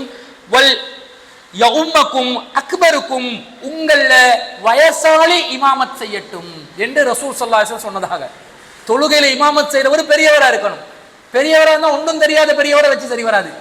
குர்ஆன் தெரிஞ்ச சுன்னா தெரிஞ்ச வயசாலியாக இருந்தா அவருக்கு தான் என்ன செய்யணும், தொழுகையில இமாமத்துக்கான அந்த முக்கியத்துவம் கொடுக்கப்பட வேண்டும் என்ற செய்தியை ரசூலா சொன்னதாக மாலிக் இப்னு ஹுவைரிஸ் ரலியல்லாஹு அன்ஹு அவர்கள் அறிவிக்கக்கூடிய செய்தி சஹீஹுல் புகாரியில 631வது செய்தியாக பதிவு செய்யப்பட்டிருக்கிறது. இதுல ரசூலா பாருங்க, கேம்ப் நடத்தி நிறைய மார்க்க விஷயங்களை சொல்லி கொடுக்குறாங்க. 20 நாள் போகலாமான்னு கேட்டா 20 நாள் போகலாம். அதுக்காக 20 நாள் தான் போகணும் என்றது இல்லை. 20 நாளைக்கு மக்களை தங்க வைத்த நிகழ்ச்சி நடத்தலாமான்னு கேட்டா நடத்தலாம். ரசூலா நடத்தி இருக்கிறாங்களா இல்லையா? அதுக்காக வேண்டி அந்த 20 நாள் மட்டும்தான் வைக்கணும், 21வது நாள் போனாலும் பாவமாகும், 19வது நாள் கலைச்சாலும் பாவமாகும் இல்லை. அப்படி இல்லை. மக்களை தேவைக்கு குறிப்பிட்ட நாட்களை தங்க வைத்து மார்க்கத்தை சொல்லி கொடுக்கலாம் என்றதுக்கு இது ஒரு ஆதாரம். ஆனா என்ன சொல்லி கொடுக்கணும்? சட்டதிட்டங்களை சொல்லி கொடுக்கணும், ஔராதுகளை சொல்லி கொடுக்கணும், வழிமுறைகளை சொல்லி கொடுக்கணும், சுன்னாவை சொல்லி கொடுக்கணும், குர்ஆனை சொல்லி கொடுக்கணும், ஹதீஸை சொல்லி கொடுக்கணும், மார்க்க விஷயங்களை சொல்லி கொடுக்கணும், நன்மையை ஏவணும், தீமையை தடுக்கணும். இந்த விஷயங்களை நீங்க மட்டும் பயிற்சி பெற்று சரி வராது, உங்களோட குடும்பத்துக்கும் போயிட்டு சொல்லணும் என்று ஏவணும். இந்த மாதிரி எடியூகேஷனல் மார்க்கம் சம்பந்தப்பட்ட ரிலீஜியஸ் எடியூகேஷனல் கேம்ப் செய்வதற்கு மார்க்கத்தில் அனுமதி இருக்குதுன்றது விளங்குது. இப்ப ரசூலா என்ன சொல்லி அனுப்புறாங்க? சல்லு, தொழுகையை நிலைநாட்டுங்கள், கமா ரஅய்துமூனி உஸல்லி, நான் எவ்வாறு தொழுவதை நீங்கள் கண்டீர்களோ அப்படியே தொழுகையை நிலைநாட்டணும். யாரு தொழுது? ரசூலுல்லாஹ் தொழுது. ஷாஃபி இமாம் தொழுத மாதிரியா? அனஃபி இமாம் தொழுத மாதிரியா? மாலிகி இமாம் தொழுத மாதிரியா? அம்பலி இமாம் தொழுத மாதிரியா? ஜமியத்துல் உலமா தொழுவிச்சு காட்டுற மாதிரியா? ஃபிக்ஹ் சட்டம் என்ற பேர்ல மதுஹப்களில் உள்ள தொழுகை முறை மாதிரியா? இல்லை. ரசூல் ஸல்லல்லாஹு அலைஹி வஸல்லம் அவர்கள் எப்படி நாங்க தொழணும் என்று ரசூலா தொழுந்து காட்டின ஒரு முறை இருக்குதே, அப்படி நாங்க தொழணும் என்றது அல்லாஹ்வின் தூதருடைய ஒரு கட்டளை. எங்களோட தொழுகையோட ஒவ்வொரு அசைவும் யாரு சொல்லி தந்திருக்கணும்? ரசூல் ஸல்லல்லாஹு அலைஹி வஸல்லம் சொல்லி தந்திருக்கணும். இப்ப விளங்குதா? ரசூலா இந்த 20 இளைஞர்களுக்கு இந்த தொழுகை முறையை சொல்லி கொடுக்கறதுக்காக தனியா ஒரு மிம்பர் அமைச்சு, அந்த மிம்பருக்கு மேல இருந்து தான் ரசூலா தொழுவிப்பாங்க. மிம்பருக்கு மேல இருந்து ரசூலா தொழுவிக்க, பின்னாடி கீழே உள்ளவங்களுக்கு மேடை இருக்காது, இமாமுக்கு மட்டும் மேடை. ஏன்? இமாம் எப்படி தொழுகிறார் என்று பின்னாடி இருந்து தொழுபவர்கள் கூர்ந்து கவனிப்பதற்காகவே. பார்த்துக்கோங்க, நான் எப்படி தொழுறேன்றதை பாருங்க, இப்படியே தொழுங்க, இப்படியே உங்களோட குடும்பத்துக்கும் சொல்லி கொடுங்க, இப்படியே நீங்க உங்களோட மக்களை வழி நடத்துங்க என்று சொல்லி நபி ஸல்லல்லாஹு அலைஹி வஸல்லம் அவர்கள் சொல்லி கொடுத்திருக்கிறார்கள் என்பதை நாங்கள் பார்க்கிறோம். அப்ப கொஞ்சம் யோசிங்க, தொழுகையில ஒவ்வொரு அசையும், அத்தஹியாத்துல இப்படி காலை வைப்பது, எங்களோட குடும்பத்துகளில் போயிட்டு சொல்லி கொடுங்க. இதெல்லாம் பெரிய விஷயமா? சில்லற விஷயங்கள் எல்லாத்தையும் தூக்கி பிடிச்சு கொண்டு எப்படி தொழுறானா இல்லையா அதை பாரு. சொல்லுவாங்களா இல்லையா? நபி வழிப்படி தொழணும் என்று கேட்டா தொழுறதே பெரிய விஷயம், இதுல நபி வழி வேற. நீ நபி வழிப்படி தொழுதா தான் உன்னோட தொழுகை அங்கீகரிக்கப்படும். இஷ்டத்துக்கு தொழுதா தொழுகை அங்கீகரிக்கப்படுமா? தொழுகை அங்கீகரிப்பதற்கு இத்திபாவு சுன்னா வேண்டும். சுன்னாவை பின்பற்றுவது ஒரு கண்டிஷன். நாங்களா நினைச்சபடி செஞ்சா அது ரத்து செய்யப்பட்டுருமே. அப்ப தொழுகையில அசைவுகளுக்கு கூட நபி வழி வேண்டும் என்பதற்கு இது மிக பிரபலமான ஒரு ஆதாரமாக இருப்பதை நாங்கள் பார்க்கிறோம். ஆனா இந்த தொழுகையில நிறைய பேர் என்ன சொல்றாங்கன்னு சொன்னா, நிறைய பேருக்கு கவனமே இல்லை, கண்ட நின்ற மாதிரி சொல்லக்கூடிய தொழக்கூடிய ஒரு சூழ்நிலையை நாங்கள் தொழுகையில பார்க்கிறோம். ஒரு செய்தி வருகிறது. என்ன செய்தி என்று சொன்னா, ஒருவர் வருகிறார் பள்ளிவாசலுக்கு, தொழுறார். தஹலல் மஸ்ஜித ஃபதஹல ரஜுல், ரசூல் ஸல்லல்லாஹு அலைஹி வஸல்லம் பள்ளிக்குள்ள நுழைகிறாங்க. ஒரு மனிதரும் பள்ளிவாசலுக்குள்ள வர்றார். ஃபஸல்லா, அந்த மனிதர் தொழுகிறார். ஃபஸல்லம அலன் நபி ஸல்லல்லாஹு அலைஹி வஸல்லம், ரசூலுல்லாஹ்வுக்கு தொழுதுட்டு சலாமும் சொல்கிறார். ஃபரத்த, ரசூலா பதில் சொல்றாங்க. ஃபகால, பிறகு சொல்றாங்க, இர்ஜி ஃபஸல்லி ஃபஇன்னக லம் துஸல்லி, திரும்ப போ, தொழு, நீ ஒழுங்கா தொழல. யாருடைய காலத்துல? ரசூலுல்லாஹ்ட காலத்துல. ரசூலுல்லாஹ் உசுரோடு இருக்கும்போது ஒருவர் தொழுறாண்ட அவர் யாரு? அவர் யாரு? தொழுதவர் யாரு? நபி தோழர், சஹாபி, ஒரு சஹாபி ஒருவர். ஆனா ஒரு கிராமவாசி தொழுறாரு, ரசூலோட முன்னாடி தொழுறாரு. தொழுந்து ரசூலுக்கு சலாம் வேற. தொழுந்து முடிச்சுட்டு அஸ்ஸலாமு அலைக்கும் அல்லாஹ்வின் தூதர் பேசுறாரு. ரசூலா பதில சொல்லிட்டு இர்ஜி, ரிட்டர்ன் போ, ஃபஸல்லி, திரும்ப தொழ, ஃபஇன்னக லம் துஸல்லி, நீ தொழவே இல்லைன்றாங்க. அவர் ருக்கு செய்தார், சுஜூத் செய்தார், கியாமில் நின்றார், தக்பீர் சொன்னார், சலாம் சொன்னார். ஆனா ரசூலா என்ன சொன்னாங்க? தொழவே இல்லை. பாத்தீங்களா? நபி ஸல்லல்லாஹு அலைஹி வஸல்லம் அவர்கள் கற்றுத்தந்த வழிமுறை பிரகாரம் தொழுகை அமையவில்லை என்றால் தொழுதாலும் அது தொழுகையா? சில பேர் தொழுது இருப்பாங்க, மறுமையில போயிட்டு நிறைய 10-15 வருஷம் தொழுது இருக்கிறோம் ரெக்கார்ட் வரும், கோணி கோணியா மூட்டை மூட்டையா நன்மை வரும் நினைச்சு பார்த்தா எம்டி பேப்பர் தான் வரும். ஃபைன்னகலம் துஸல்லி, நீ தொழவே இல்லை. காரணம், தொழுகையில அம்சங்கள் நிறைவேற்றப்பட வேண்டும், நபி வழி நிறைவேற்றப்பட வேண்டும், தொழுகைக்கான அந்த தர்த்தீப் ஒழுங்குமுறைகள் நிலைநாட்டப்பட வேண்டும். அப்ப அவர் வர்றார் திரும்ப, ஃபரஜா, அவர் போய் திரும்ப தொழுறார், யுசல்லி, திரும்ப தொழுறார், கமா ஸல்லா, ஏற்கனவே தொழுத மாதிரி தான் தொழுறாரு, ஏற்கனவே என்ன தொழுதாரோ அந்த மாதிரி தொழுதாரு. சும்ம ஜா ஃபஸல்லம அலன் நபி ஸல்லல்லாஹு அலைஹி வஸல்லம், திரும்ப வந்து ரசூலுக்கு சலாம், ரசூலா இர்ஜி ஃபஸல்லி ஃபஇன்னக லம் துஸல்லி, திரும்ப போ, திரும்ப தொழு, நீ தொழவில்லை. இப்படி 3 தடவை நடக்குது. ஃபகால, அவருக்கு ஏலா முடியல, அவர் முடியலன்னு நினைச்சுப்பாரு.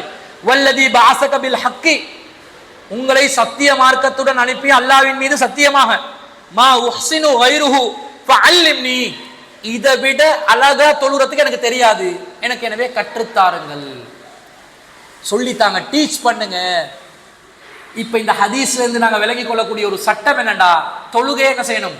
டீச் பண்ணணும். தொழுகையை டீச் பண்ணணுமா இல்லையா? இதான் டீச் பண்றோம். தொழுகையை டீச் பண்ணணும். சாபி கேட்கிறார் ரசூல் ஸல்லல்லாஹு அலைஹி வஸல்லம், பகால, ரசூலா சொல்றாங்க, இதா கும்த இலா ஸலாத்தி, நீங்கள் தொழுகைக்காக நின்றால் ஃபகப்பிர், முதல்ல தக்பீர் சொல்லு. சிலவன் அல்லாஹ் அக்பர்னு வாயை திறந்து தொழுறது, சிலவன் ஓதுறது உனக்கு உசுக்கு புசுக்கு போடுறதுக்காக தொலை சொன்னது. உனக்கு உசுக்கு புசுக்கு எதுக்கு தொழுகையில? ஒழுங்கா ஓதணுமா இல்லையா? திக்ர் சில ஒழுங்கா தொழணுமா இல்லையா? ரசூலா சொல்றாங்க, இதா கும்த இலா ஸலாத், தொழுகைக்காக வேண்டி நீ நின்றால் ஃபகப்பிர், முதல்ல அல்லாஹு அக்பர் ஒழுங்கா சொல்லு. சும்ம இக்ரா மா தயஸ்ஸர மஅக மினல் குர்ஆன், பிறகு குர்ஆன்ல உனக்கு எது இயலுமோ அதை ஓது.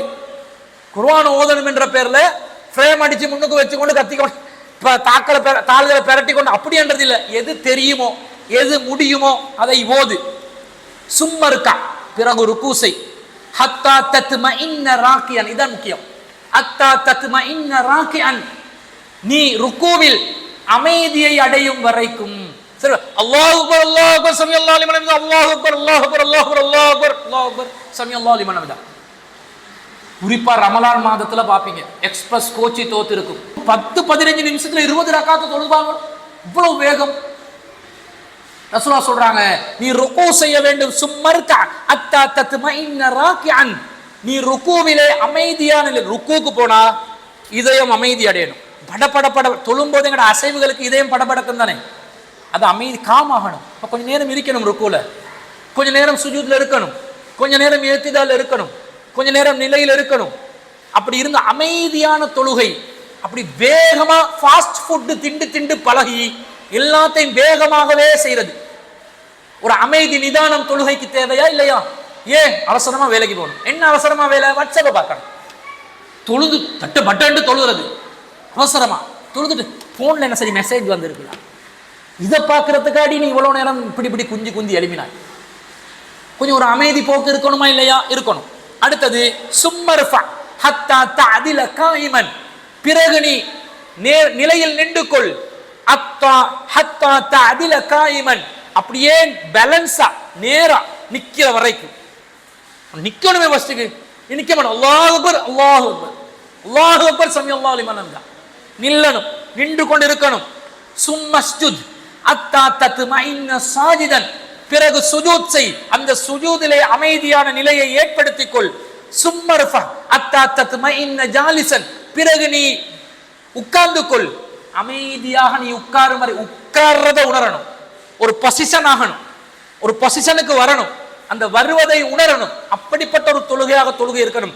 வஃஅல் ذلك في صلاتك كلها, உடைய எல்லா தொழுகைகளிலும் எல்லா ரக்காத்துகளிலும் இந்த வழிமுறையை கடைபிடி. அப்பதான் நீ தொழுபவனாக அர்த்தம், இல்லாட்டி நீ தொழுகவன் அல்ல என்று. ருக்கு சுஜூதுல அங்க அம்சங்கள் எல்லாம் சரியா நிலை பெற வேண்டும் என்பதை நம்முடைய தொழுகையை பூர்த்தி செய்கிற ஒரு அம்சம்.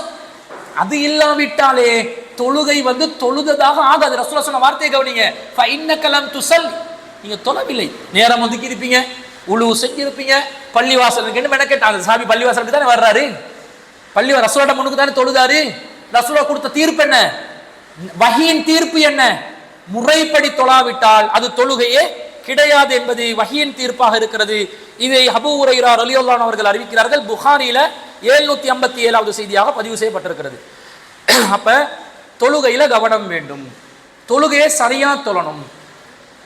இப்படி சொல்லும் போது சரி ரசூலா கற்றுக் கொடுக்கறதுக்காக செஞ்சு கொடுத்தாங்க, அதுக்கு பிறகு ரசூலா கற்றுக் கொடுத்தாங்க தானே, எங்களோட சமூகம் சரியாவே தான் செஞ்சு வராங்க.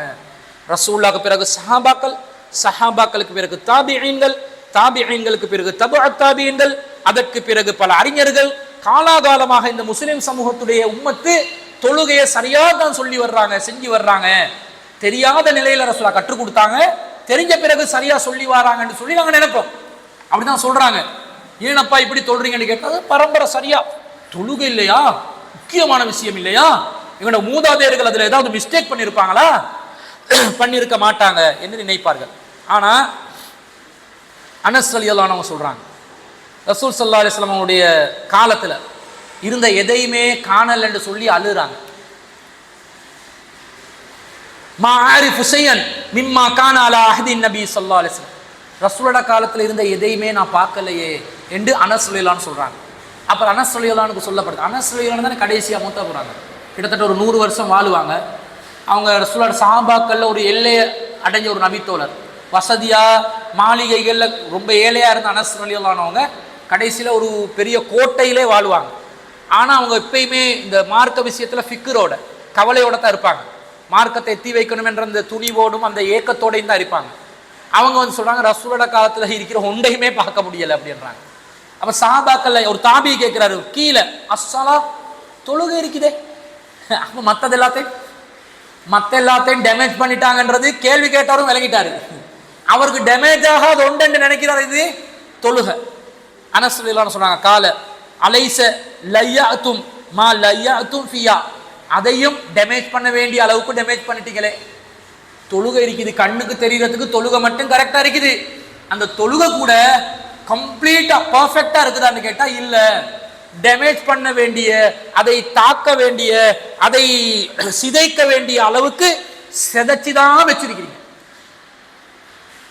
இது எப்ப? ரசூல்லா மௌத்தா போயிட்டு 100 வருஷ காலத்துக்குள்ள அப்பவே தொழுகையிலையும் என்ன செஞ்சிட்டாங்களாம், டேமேஜ் பண்ணிட்டாங்கன்ற செய்தியை இந்த கைலான் என்பவர் அறிவிக்கிறார். இது புகாரில 529வது செய்தியாக பதிவு செய்யப்பட்டிருக்கிறது. இது அனஸ் ரலியல்லாஹு அன்ஹு அவர்கள் அழுது கொண்டிருக்கிறாங்க. தஹல்து அலா அனஸ் இப்னு மாலிக், அனஸ் இப்னு மாலிக் ரலியல்லாஹு அன்ஹுவிடம் நான் சென்றேன். பிதிமிஷ்க், அவர் திமிஷ்க்ல இருக்கிறார், டமஸ்கஸ்ல. வஹுவ யபகி, அவர் அழுது கொண்டிருக்கிறார். வஹுவ யபகி ஃபகுல்து மா யுபகிக, அனஸ் அவர்களே ஏன் அழுது கொண்டிருக்கிறீர்கள்? அனஸ் ரலியல்லாஹு அன்ஹு வயசாயிட்டாங்க, மூத்த சஹாபி, இப்ப வயசாயிட்டாங்க, அவங்க தான் மூத்தவர். அவர் அழுது கொண்டிருக்கிறத பார்த்து கேட்கிறாங்க. ஃபகால லா அரிஃபு ஷைஹன் மிம்மா அத்ரத்து இல்லா ஹாதிஹி ஸலாத்த, ரசூலோட காலத்தில் இருக்கிற எதையுமே காண முடியல. உலூரா பயங்கரமான வார்த்தைன்னு பாருங்க. ரசூலோட காலத்தில் இருந்த எதையுமே காண முடியவில்லை. இல்லா ஹாதிஹி ஸலாத்த, இந்த தொழுகையே தவிர. ஆனா வஹாதிஹி ஸலாத்து கதுலுய்யத், இந்த தொழுகையை கூட பாழ்படுத்தப்பட வேண்டிய அளவுக்கு அதையும் பாழ்படுத்தி முடிஞ்சு எல்லாம். அதாவது தொழுகையை தவிர உள்ள மற்ற இபாதத்துகள் யோசிச்சு பாருங்க, நோன்பு, ஹஜ்ஜி, உம்ரா, குர்பான், சதக்கா, ஜகாத் எல்லாம் டேமேஜ் ஆகி தொழுகை மட்டும்தான் செட்டிஸ் ஆகுறாரு. தொழுகலை கூட முடியுமான அளவுக்கு இதையும் பாலாக்கிட்டீங்க, டேமேஜ் பண்ணிட்டீங்க என்று சொல்லி அனஸ் இப்னு ரலியல்லாஹு அன்ஹு அவர்கள் சொன்னதாக ஜுஹ்ரி என்பவர் அறிவிக்கிறார். சஹீஹ் புகாரியில 530வது செய்தியாக இந்த செய்தியை நாங்கள் பார்க்கிறோம். அப்ப நாங்க எவ்வளவு கவனமா இருக்கணும். நாங்க நினைக்கிற மாதிரி இல்ல. சஹாபாக்களோட காலத்திலே சுன்னாவை வந்து மலை ஏறின சுண்ணத்தன்ட்டாங்க. சுன்னாவை சொன்னா யாராவது சுன்னாவை பின்பற்றணும், விரல் அசைங்கடா தௌக்காரன் புதுசா கொண்டு வந்துட்டான், நாங்க தாடியை வளர்க்கணும், நோம்பு பிடிக்கணும். பொம்பளை ஒரு யுவதிகள், இப்ப இருக்கிற யுவதிகள் எல்லாம் பெரும்பாலும் சமூக வலைத்தளங்கள்ல சீரழிறாங்க. மார்க்கப்படி பேசுற யுவதிகள் கொஞ்சம் வந்தாங்க, இளைஞர்கள் கொஞ்சம் வந்தா, இந்த முத்தி போன ஒரு முட்டி வந்திருக்கிறான், சின்ன வயசுல கிழவனாகிட்டான், அறப்படிக்கிறான், இவனுக்கு இவன் காட்டுக்குள்ளதான் போயிட்டு வாழணும், இந்த காலத்துல மார்க்கம் மார்க்கம் என்று தலை வீங்கி கொண்டிருக்கிறான், இவளுக்கு எப்ப பார்த்தாலும் ஆட்சியுமா வந்துருவா, பேசுறதுக்கு மார்க்கத்தை சொல்ல வந்துருவா, ஓரங்கட்டுறாங்க. இப்ப நாங்க யோசிக்கிறோம், நமக்கு என்ன இது புதிய, இப்படி மார்க்கத்தை சொன்னா சந்தோஷப்படுவாங்கன்னு பார்த்தா இப்படி எதிர்க்கிறாங்களே. ரசூலுல்லாவுடைய காலத்துல ரசூலா மௌத்தா போன பிறகு சஹாபாக்கள் உசுரோடு இருக்கும் போதே இந்த மார்க்கத்தை சுன்னத்தை அப்படியே தூக்கி புதைக்கிற அளவுக்கு, குழி தோண்டி புதைக்கிற அளவுக்கு நிலைமை வந்துருச்சு. உங்களுக்கெல்லாம் தெரிஞ்ச பிரபல்யமான ஒரு செய்தி தான். ஒரு முறை மர்வானுடைய ஆட்சி காலத்துல, வஹுவ அமீருல் மதீனா, மர்வான் தான் மதீனாவுக்கு அமீராக தலைவராக இருந்தார். ஃபலம்மா அத்தைனா முசல்லா, தொழுகைக்காக நாங்கள் முசல்லாவுக்கு வந்தோம், தொழும் திடலுக்கு வந்தோம், பெருநாள் தொழுகைகள். இதா மிம்பருன் பனாஹு கசீர் இப்னு சல்த், கசீர் இப்னு சல்த் என்பவன் தயாரித்த ஒரு மிம்பர் இருக்கிறது. பெருநாள் தொழுகையில மிம்பர் வைக்கலுமா? ஏலாம். ஜும்மால மிம்பர் இருக்கும். அவன் மிம்பர் ஒன்றை பெருநாள் திடல்ல வச்சிருக்கிறாங்க. அப்ப அது தயாரிச்சவர் கசீர் இப்னு சல்த்ன்னு சொல்லக்கூடியவர். ஃபைதா மர்வான் யுரீது ஐ யர்தகியஹு, மர்வான் என்ன செய்றார், மிம்பர்ல ஏற பார்க்கிறார். ஃபர்ஸ்ட் என்ன செய்யணும், பெருநாள் தொழுகையில தொழுகையை நடத்தணும், ரெண்டாவது தான் ஹுத்பா. ஜும்மால ஃபர்ஸ்ட்டுக்கு ஹுத்பா, ரெண்டாவது தொழுகை. இவர் என்ன பண்றாரு, மர்வான் அமீருல் மதீனா, அவர் தான் மதீனால அமீர் சாப், மதீனால ஆட்சியாளர், ஆளுநர், கவர்னர். மதீனாவின் கவர்னர் உஸ்மான் இப்னு அஃபான் ரலியல்லாஹு அன்ஹு காலத்துல மதீனால கவர்னராக இருந்த மர்வானுடைய காலத்துல இது நடக்குது. மதீனாண்டா மஸ்ஜிது நபவி இருக்கிற ஊரு, புனிதமான ஊரு, தஜ்ஜால் நுழைய முடியாத ஊரு, எவ்வளவு மகத்துவம், இஸ்லாமிய ஆட்சியின் தலைநகரம். அதுல மர்வான் என்ன பண்றாரு, ஆட்சியாளர், மார்க்கத்தை கணக்கெடுக்காத நிலை வந்துருச்சு. அப்பவே 100 வருஷமா, ரசூலுல்லாஹ் மௌத்தா போயிட்டு 100 வருஷமா இல்ல, ஒரு 50 வருஷத்துக்குள்ள இதெல்லாம் நடக்குது. அப்ப இவர் இப்படி பண்றாரு, மிம்பரை வச்சிருக்கிறாருன்னு சொல்லி யாரு குழப்பம் பண்றாரு, இப்ப குழப்பவாதி. எங்க பார்வையில, இன்னைக்கு உள்ளவங்களோட பார்வையில சுன்னாவல் நிலைநாட்டுறவங்களை குழப்பவாதின்னு சொல்லுவாங்களே, அந்த மாதிரி. ஃபஜபத்து பிஸௌபிஹி, அபூ சைத் அல் குத்ரி ரலியல்லாஹு அன்ஹு அவருடைய ட்ரெஸ்ஸை போட்டு இழுக்கிறார். மிம்பர்ல ஏறுவியா, இறங்கு. ஆட்சியாளர் சட்டையை போட்டு இழுக்கிறார். இழுத்து ஃபஜபதனி, அவர் என்ன செய்யறார், இணையை இழுத்து தள்ளி விட்டார். நான் அவரை இழுக்க, அவர் இணையை இழுத்து தள்ளி விட இவர் உருண்டு போறார். யாரு, சாபி உருள. தாபி என்ன பண்றாரு, ஆட்சியை கையில வச்சிருக்க அந்த தாபி மார்க்கத்துக்கு முரணாக நிலைநாட்டுறார். ஃபர்தஃபா, அவர் என்ன செஞ்சார், மிம்பர்ல ஏறிட்டார். ஃபஹதப கப்ல ஸலாத், தொழுகைக்கு முன்பதாகவே ஹுத்துபாவையும் நிகழ்த்தி விட்டார். ரெண்டு நபி வழிக்கு மாற்றம் நடக்குது. என்ன, ஹுத்துபா தொழுகைக்கு முதல் நடக்குது, மிம்பரும் வைக்கப்படுகிறது. அப்ப ஃபகுல்து லஹு கய்யர்தும் வல்லாஹி, அவர் ஏசுகிறார், அல்லாஹ் மீது ஆணையாக இது மாற்றமான முறை, இது தவறான முறை என்று சொல்லி இதை கடுமையாக நீங்க நபி வழியை மாற்றிவிட்டீர்கள் என்று சொல்லி ஏசுகிறார். சொல்லும் போது ஃபகால, மர்வான் சொல்கிறார், அபா சயீத், அபூ சயீத் அவர்களே, கத் தஹப மா தஅலமு, நீங்கள் அறிந்து வைத்திருப்பதை, சுன்னா இருக்குதே அது மலை ஏறி விட்டது, காலம் கடந்து விட்டது என்கிறார். நீங்க அறிஞ்சு வச்சிருக்கக்கூடிய சுன்னா, உரைக்கு முன்பதாக தொழுகை நடத்தப்பட வேண்டும் என்பதும், மிம்பர் இல்லாமல் தான் பெருநாள் திடல் தொழுகை நடத்தப்பட வேண்டும் என்பதும் காலம் கடந்து விட்டது, மலை ஏறி விட்டது சொல்லிட்டு ஏசுறார்.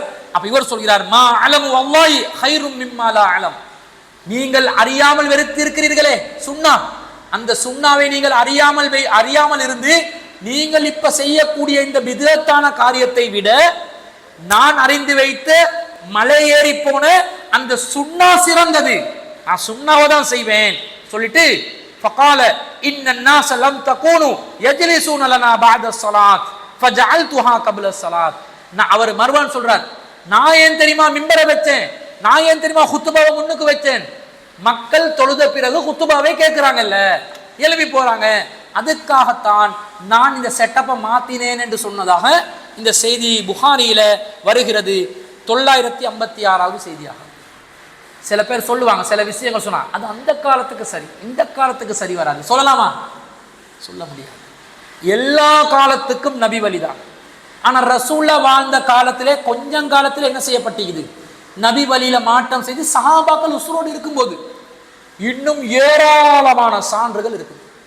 இந்த நேரத்துக்குள்ள முடிக்கணும் என்றதுக்காக ஒரு சில செய்திகளை மட்டும் சுட்டி காட்டி இருக்கிறேன். அப்ப நாங்க தொழுவதாக இருந்தால் எப்படி தொழ வேண்டும்? நாங்கள் தொழுவதாக இருந்தால் நபி வழி பிரகாரம் தான் தொழ வேண்டும். நபி வழிக்கு மாற்றமாக தொழக்கூடாது. இப்போ உதாரணத்துக்கு இறுதியாக ஒரு செய்தி, அபு உமாமா ரஹ்மத்துல்லாஹி அலைஹி அவர்கள் அறிவிக்கிறார்கள். புகாரில 549வது செய்தியாக வரக்கூடிய ஒரு செய்தி. அதுல வருது, ஸல்லைனா மஅ Umar ibn Abdul Azeez. Umar ibn Abdul Azeez யாரு? இரண்டாம் Umar என்றுவாங்க. Umar ibn Abdul Azeez Umar ரலியல்லாஹு அன்ஹு அவர்கள் எப்படி அந்த ஆட்சியை நேர்மையா நடத்தினாரோ அந்த மாதிரி நேர்மையா நடத்தின ஒரு ஆட்சியாளராக, அந்த ஆட்சியாளர்களுடைய 12 பேர்ல கடைசியானவரா சொல்லுவாங்க. அவரோடு நாங்கள் தொழுதோம். என்ன தொழுதோம்? அவ்வுஹர, லுஹர் தொழுகையை தொழுதோம். சும்மா ஹரஜ்னா அத்தா தஹல்னா அலா அனஸ் இப்னு மாலிக். பிறகு நாங்கள் அனஸ் இப்னு மாலிக் ரலியல்லாஹு அன்ஹு அவங்க இருக்கிற இடத்துக்கு போனோம். ஃபவஜத்னாஹு யுஸல்லில் அஸ்ர. அனஸ் ரலியல்லாஹு அன்ஹு அவர்கள் அஸ்ர் தொழுது கொண்டிருக்கிறார். யாரு லுஹர் தொழுது கொண்டிருக்கிறார்? ஆட்சியாளர். அந்த நேர்வழிப்பட்ட ஹலீஃபாக்கள்ல இறுதி ஹலீஃபா, நேர்மையான ஹலீஃபாவாக இரண்டாம் உமராக பெயர் புகழ் பெற்றவர் உமர் இப்னு அப்துல் அசீஸ் அவர்கள் லுஹர் தொழுறாரு. அவட்ட பின்னாடி இந்த லுஹர் தொழுந்தவங்க அனஸ் இப்னு மாலிக் ரலியல்லாஹு அன்ஹு கிட்ட போறாங்க. உமர் இப்னு அப்துல் அசீஸ் தபோ தாபின்ல வருவார். அனஸ் இப்னு மாலிக் ரலியல்லாஹு அன்ஹு அவர்கள் ஒரு தாபியா இருக்கிறார்.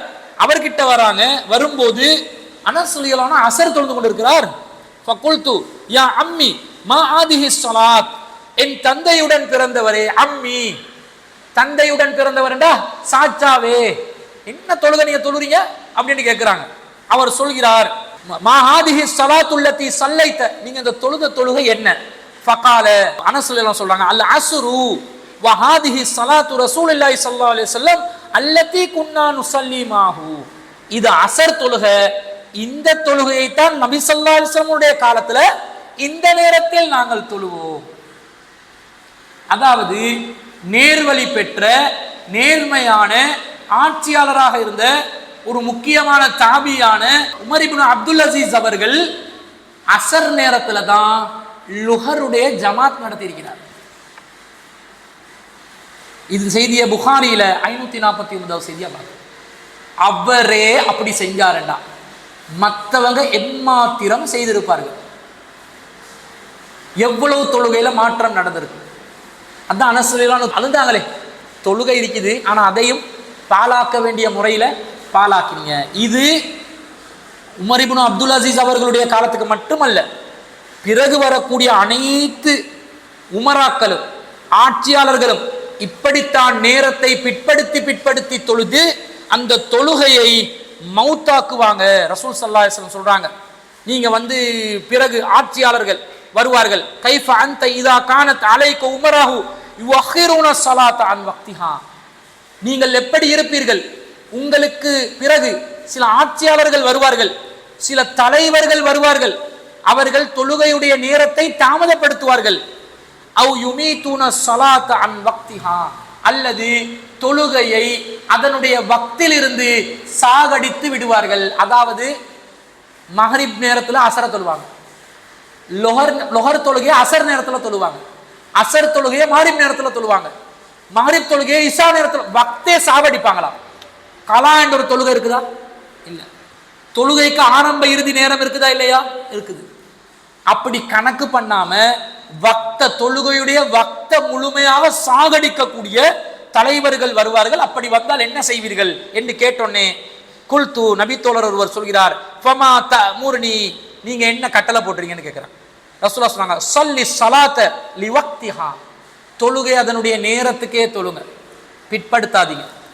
ஃபைன் அஸ்ரத்தஹா மஅஹும், நீங்க சில நேரம் ஆட்சியாளர்களை சந்திக்க வேண்டிய, அவர்களை அடைய வேண்டிய நிலை வந்தால், தொழுவே வீட்டில் டைமுக்கு தொழுந்துருங்க. ஜமாத் நடக்கும், லுஹர் ஜமாத் அஸருக்கு தான் நடக்கும்.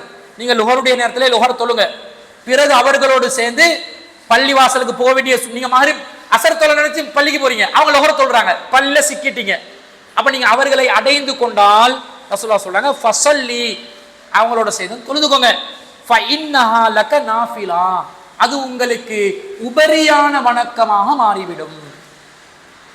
தொழுகையை கலா செய்த தலைவர்கள் இஸ்லாமிய ஹிலாஃபத்தில் உருவாகுவார்கள் என்பதை நபி ஸல்லல்லாஹு அலைஹி வஸல்லம் அவர்கள் முன்னறிவிப்பு செய்த செய்தியை அபூதர் ரலியல்லாஹு அன்ஹு அவர்கள் அறிவிக்கிறார்கள். புகாரில 1141வது செய்தி. அப்ப தொழுகையை மாற்ற வேண்டிய முறையில எல்லாம் என்ன செய்வாங்க, மாற்றுவாங்க. எப்ப? அப்ப இப்ப எப்படி செய்வாங்க, விளையாடி இருப்பாங்க. 1400 வருஷமா குர்ஆன் ஹதீஸ்ல விளக்கம் இல்லாம, குர்ஆன் மொழிபெயர்ப்பு என்னன்னு தெரியாம, புகாரி மொழிபெயர்ப்பு என்னன்னு தெரியாம, இப்ப கூட புகாரி மொழிபெயர்ப்பு வந்து அந்த மொழிபெயர்ப்பை வாசிக்காம, ஹதீஸுகள்ல என்னென்னலாம் சொல்ல நிறைய புஸ்தகங்கள் இருக்குது. உங்ககிட்ட எத்தனை புஸ்தகம் இது? 900 சொச்சம் புஸ்தகம் இது. எங்கிட்ட 1000க்கு மேல புஸ்தகம் இது. சரியா? அப்ப அத்தனை புத்தகங்கள் இருக்குது. அதுகளை வாசிக்காம, பார்க்காம, படிக்காம எங்களோட பாட்டுக்கு நாங்க இருந்தோம் என்று சொன்னா எங்களோட தொழுகைகள் என்ன செய்யப்படும்? பாலாகி விடும். அப்ப கவனமா இருக்கணும். தொழுகை விஷயத்துல நபி வழியை பேணணும். குர்ஆன் சுன்னால என்ன சொல்லப்பட்டுச்சு என்று நாங்க அறியணும். அதை அறிஞ்சு கொள்றதுக்கு இந்த வகுப்பை நாங்க ஆரம்பிக்கிறோம். இதுல இன்ஷா அல்லாஹ் தொழுகையிட ஒவ்வொரு சட்டத்துக்கும் எப்படி தொழணும், என்ன மாதிரி தொழணும், எப்படி வுளூ செய்யணும், தண்ணீருடைய சட்டம் என்ன, தூய்மையுடைய சட்டம் என்ன, குளிப்பு கடமை என்றால் அந்த குளிப்பு கடமையினுடைய சட்டம் என்ன, எல்லாம் பேசிக்ல இருந்து எல்லாம் பார்க்கறதுக்கு இன்ஷா அல்லாஹ் அதுக்குரிய ஆதாரங்களோட, அந்த ஆதாரங்களை இன்ஷா அல்லாஹ் ஒவ்வொரு வகுப்பு முடிந்த பிறகு அதை PDF ஆக நான் தருவேன் இன்ஷா அல்லாஹ். அதே போன்று ஆதாரம் இல்லாத ஒவ்வொரு விஷயத்திலையும் நாங்கள் செய்யறதில்லை. இப்போ உதாரணமாக தண்ணி எடுத்து குள்ளத்தைன்னு ஒரு விஷயம் வரும். இந்த குள்ளத்தைன் எப்படி வந்துச்சு, அதில் மேட்டர் என்ன, இந்த மாதிரி விஷயங்கள் ஆதாரமற்ற செய்திகள் என்னன்றதை பார்த்து அதில் நாங்கள் என்ன மாதிரி முடிவெடுக்கணும். அல்லது இஃப்திலாஃப் இருக்கு, இப்படியும் செய்யலாம், இப்படியும் செய்யலாம், இப்படி தான் செய்யணும், இப்படி தான் செய்யணும் என்று 2 கருத்து வந்திருக்கு. அதில் சரியான கருத்து எது, 2க்கும் ஆதாரம் இருந்தால் எப்படி நாங்கள் அதை புரிஞ்சுக்கொள்ளணும் என்ற விஷயங்கள். அதே மாதிரி இன்னும் பல அந்த தொழுகையில் ஓதப்பட வேண்டிய ஔராதுகள், சரியான துஆக்கள், அதனுடைய ஆதாரங்கள், ஹதீஸ் எண்கள், உச்சரிப்புகள், அதனுடைய மொழிபெயர்ப்புகள் எல்லாத்தையும் உள்ளடக்கியதாக இன்ஷா அல்லாஹ் இந்த வகுப்பை தொடர இருக்கிறோம். இன்ஷா அல்லாஹ் அடுத்த வாரத்திலிருந்து தொழுகைக்கு திறவுகோலாக உழு செய்வதாக அந்த தண்ணீர் சம்பந்தப்பட்ட சட்டத்திலிருந்து, சுத்தம் சம்பந்தப்பட்ட சட்டத்திலிருந்து இன்ஷா அல்லாஹ் நாங்கள் ஒவ்வொன்றாக பார்க்க இருக்கிறோம். தொடர்ச்சியாக வாங்க, பயனுள்ளதாக அமையும். உங்களோட வாழ்க்கையில் உங்களோட தொழுகை மற்ற அனைத்து நிறைய சட்டங்கள் தெரிஞ்சுக்கொள்ளும். இதை தெரிஞ்சு கொண்டா 1 2 இல்லை, நிறைய விஷயங்கள் தெரிய போகுது. அதான்ல இருந்து, இக்காமத்துல இருந்து, தொழுகையில ஓதுறதுல இருந்து, தொழுகையில அம்சங்கள்ல இருந்து, தண்ணீர் சம்பந்தப்பட்ட சட்டத்திலிருந்து எல்லாத்தையும் அறியக்கூடிய விதத்தில் இன்ஷா அல்லாஹ் இந்த ஃபிக்ஹ் வகுப்பு தொடர்ச்சியாக நடைபெறும். உங்களுடைய பங்களிப்பை, வருகையை தொடர்ச்சியாக உறுதி செய்து கொண்டால் இன்ஷா அல்லாஹ் இந்த வகுப்புல நீங்க பெறக்கூடிய கல்வியை பிறருக்கும் எத்தி வைக்கக்கூடிய வாய்ப்பு கிடைக்கும் என்பதையும் கூறிக்கொண்டு, இறுதியில் இந்த தொடர்ல கடைசியில தொழுகை சம்பந்தப்பட்ட அனைத்து கேள்விகளுக்கு இன்ஷா அல்லாஹ் பதிலளிக்கக்கூடிய விதத்தில் நாம் இந்த வகுப்பை நடத்த இருக்கிறோம். வருகை தந்த அனைவருக்கும் நன்றிகளை கூறிக்கொண்டு விடைபெறுகிறேன். வாஹிரு தாவானா அல்ஹம்துலில்லாஹி.